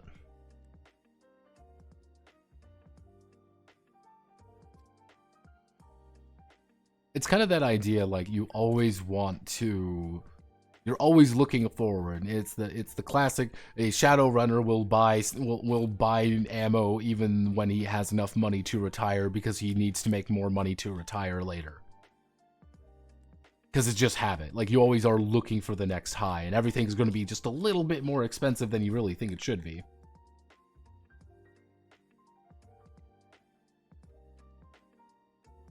Yeah, it's gonna be kind of like, oh, you want one ship, many gear changes, and that should be like its own kind of reward, which is the idea of like, hey, I'm in a hawk or whatever. I don't know how I want to name the ships yet.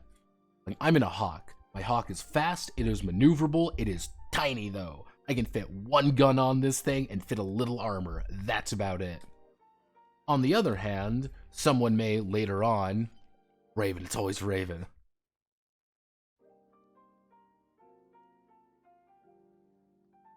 And it's kind of the idea like, hey, I really like these really speedy little ships because I don't need to think about things too much and they're really fast and I always get to act first so I can evade things, I can shoot people first. You are investing in, you are investing in that track of smaller ships. On the other hand, Toby over there is like, here's my freighter, here's my dog shit single pilot, single seat, giant dumb fuck ship that I can slap a bunch of stuff on, barely functions, but it's mine. And then he would make the decision of, I want to get bigger things, I want to do bigger, I want to get bigger, heavier ships, or maybe I want to change out what my things are. Always looking forward. That'd be the big thing. You're always looking forward. Even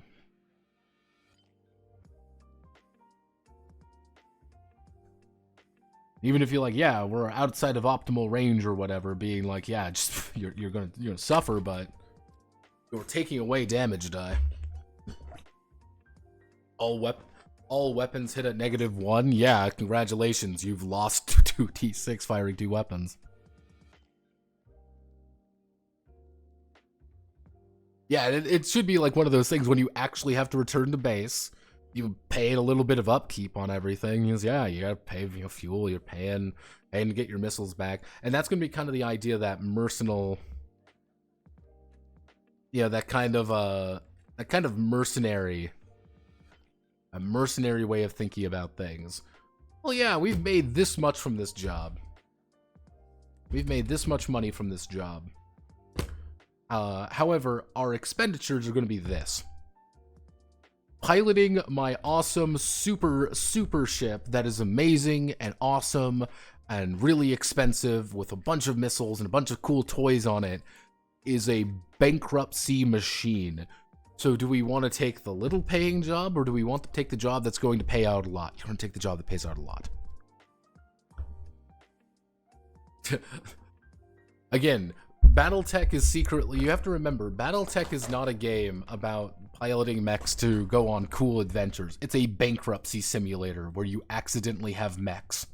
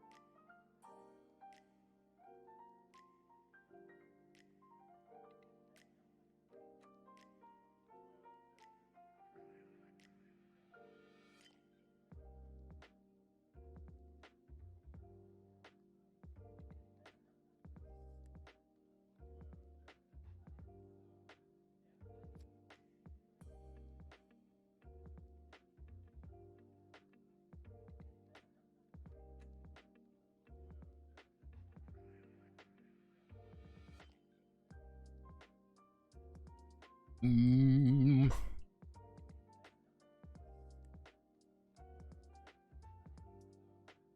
it's bankruptcy via mechs.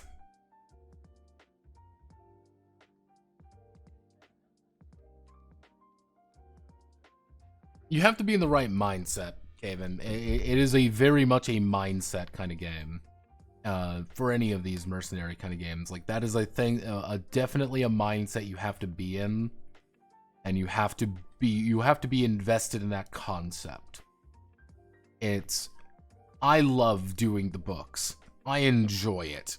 I don't know why I enjoy doing the books, but I like counting my pennies sometimes. That's something enjoyable for me, because it's very fun to be like, oh, it's funny to say, uh-oh, we don't have enough money for this, or oh goodness, we saved a little bit of money doing this job because we made X amount of money or whatever. It is enjoyable sometimes. Yeah, again, it's certain you have to be kind of invested in that concept.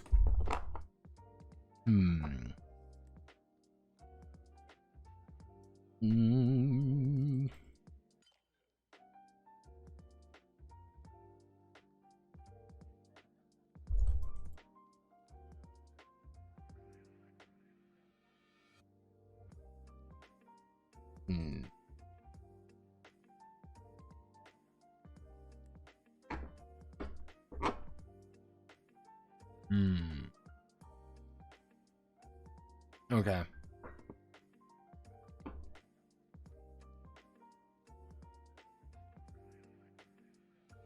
You have to have a solid idea and mechanic for running out of money.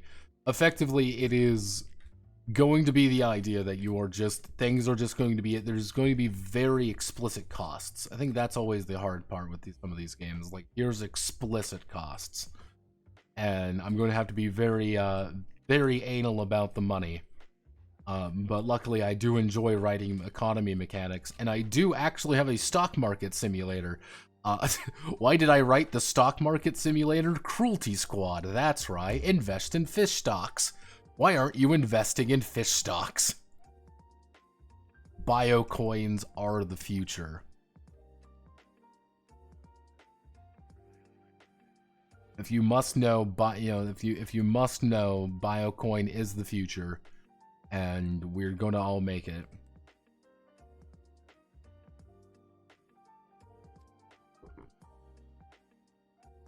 Cruelty Squad, the Physical Sensation Edition. It's like taking a shower with your friends.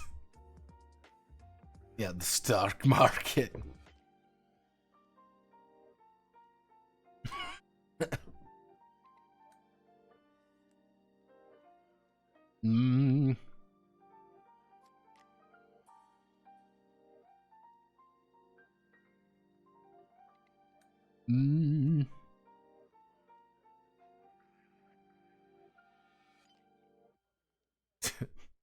Rolls of 1. Suck plummets and hardly.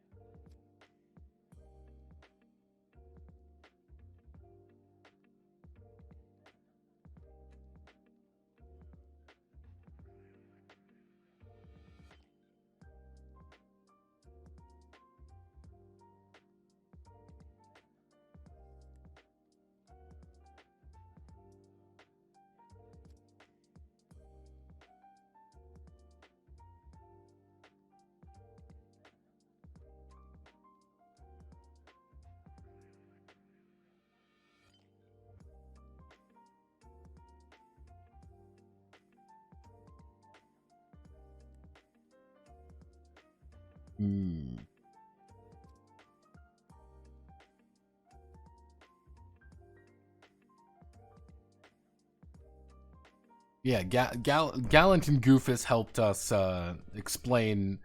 Yeah, Gallant and Goofus assisted us in explaining how meta stocks are slavery.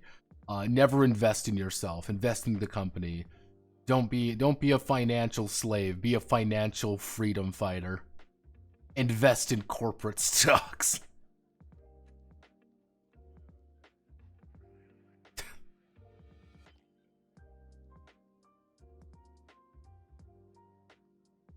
Always remember, agents do not fail missions. Failures fail missions. The Cruelty Squad does not employ failures.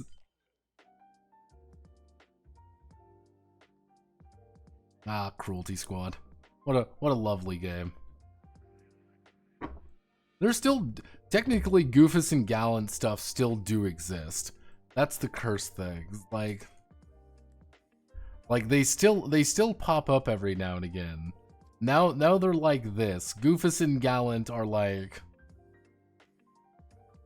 they're very simple now.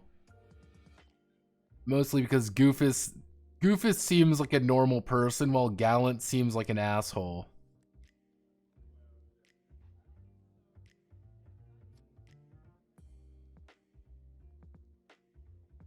Yeah, Goofus seems like kind of a dork.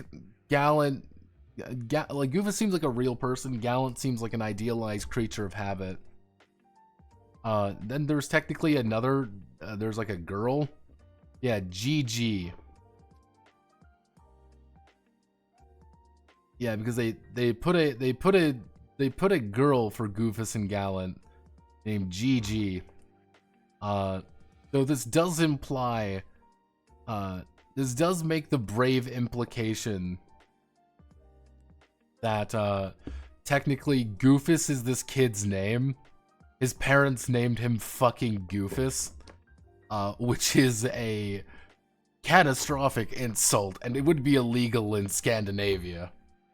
I do find that very funny.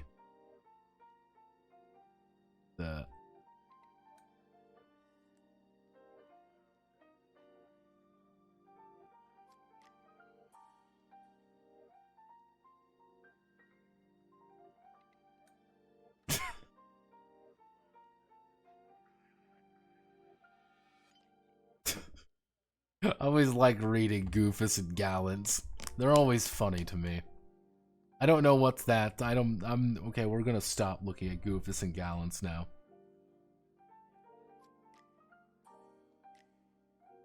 Problem with the whole bankruptcy simulator thing is it's possible to get to a failure state that you can't get out of. Legal in Scandinavia, come again. In certain Scandinavian countries, I believe Sweden, Norway, and Finland. I think all three of them. I don't think you can do it in Iceland. If it is deemed that your child's name is inappropriate, they will say that it is illegal. You cannot name your child that. It's effectively a way for, parents to not name their kid like Luscious or something. Or, oh, what's your kid's name? Penis, because it's funny. And like they're like, no, stop that. Like, yeah, what kind of asshole would name their kid Goofus? Yeah, well, you wonder why Goofus is an asshole. Like, yeah, Goofus is an asshole because his name is fucking Goofus. What do you expect? Them to turn out normal?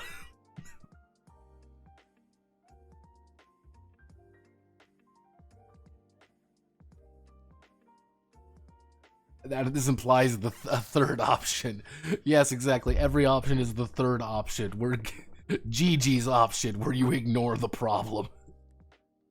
GG is, as we know, GG is an egoist and simply says nah. I'll have to think about this.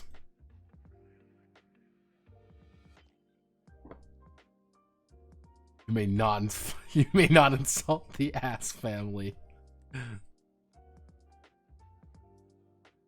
Okay, I'm gonna think about this. There's an answer here. I don't know what that answer is. But here's what we're gonna do. I'm gonna write the script for people actually name their kids after STDs because they think the names sound pretty. Yeah, I know.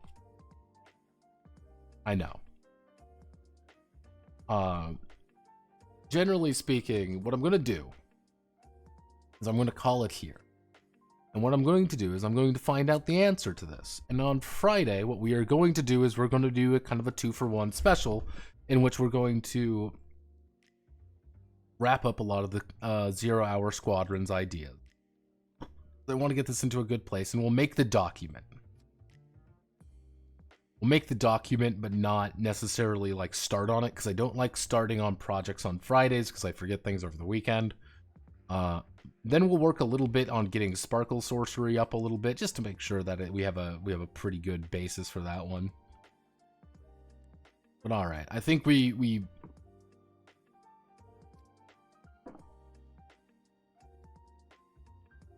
honestly, I personally just pretend play the game the way I think it should be played, and kind of figure out how the rules might work to replicate it.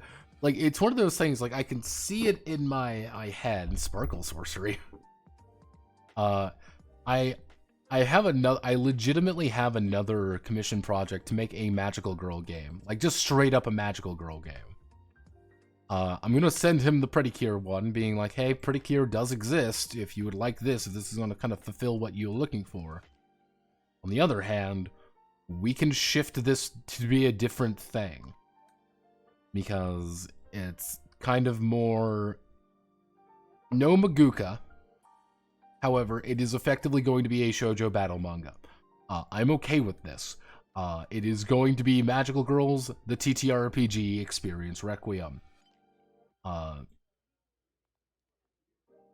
got 2 of them at once? Yosemite, I literally got the 2 of them 2 days after one another. They came in at the exact same time.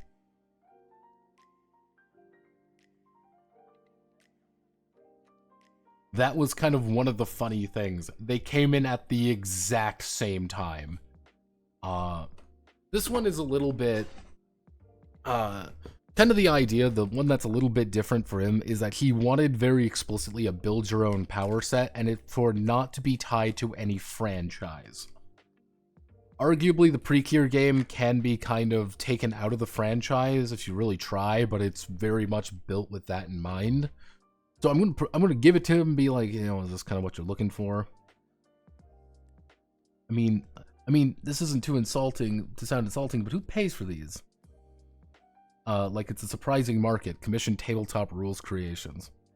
Yeah, so there's a very specific formula of the Precure, and with Sparkle Sorcery, it would be taking a lot of the overt magical girlness to things and kind of bringing it up. It's not really tied to any formula or franchise. It's its own kind of thing. I get quite a... I've had a few. I've been editing my prices, generally speaking. I put this out to the masses, and I'm going to be updating it. To give you an idea there, Phil, I have gotten about 4 or 5 people saying, when are your prices going back up? Because they want to pay me for more things. I have been approached multiple times being like, where are your prices? We want to pay you money for them. Suspiciously wealthy furry commissioners. Not really. Not even suspiciously wealthy furries. If the furries come, I cut my palm and I make a sacrifice to whatever gods they desire. Because I fundamentally know when the furries arrive, I will be the one they will spare from the purges. They will go door to door looking for those who do not fulfill their twisted creed. And they will come to me and being like, you worked with us. Bow and be like, yes, Lord, please spare me and my family. And then on the door over, I just see, I'll never fight, bang, bang, bang. And then they just keep moving on. I know how these go. The furry purges will happen. And I will be spared. But yes, it's a song and dance. It's not fun, but it's interesting. So thank you all. Godspeed, good luck. Hopefully I see you all on Friday. I'm going to now write a script for a game I don't like very much. But don't worry, it's a very funny game. Hee hee. Hoo hoo. God, make it end.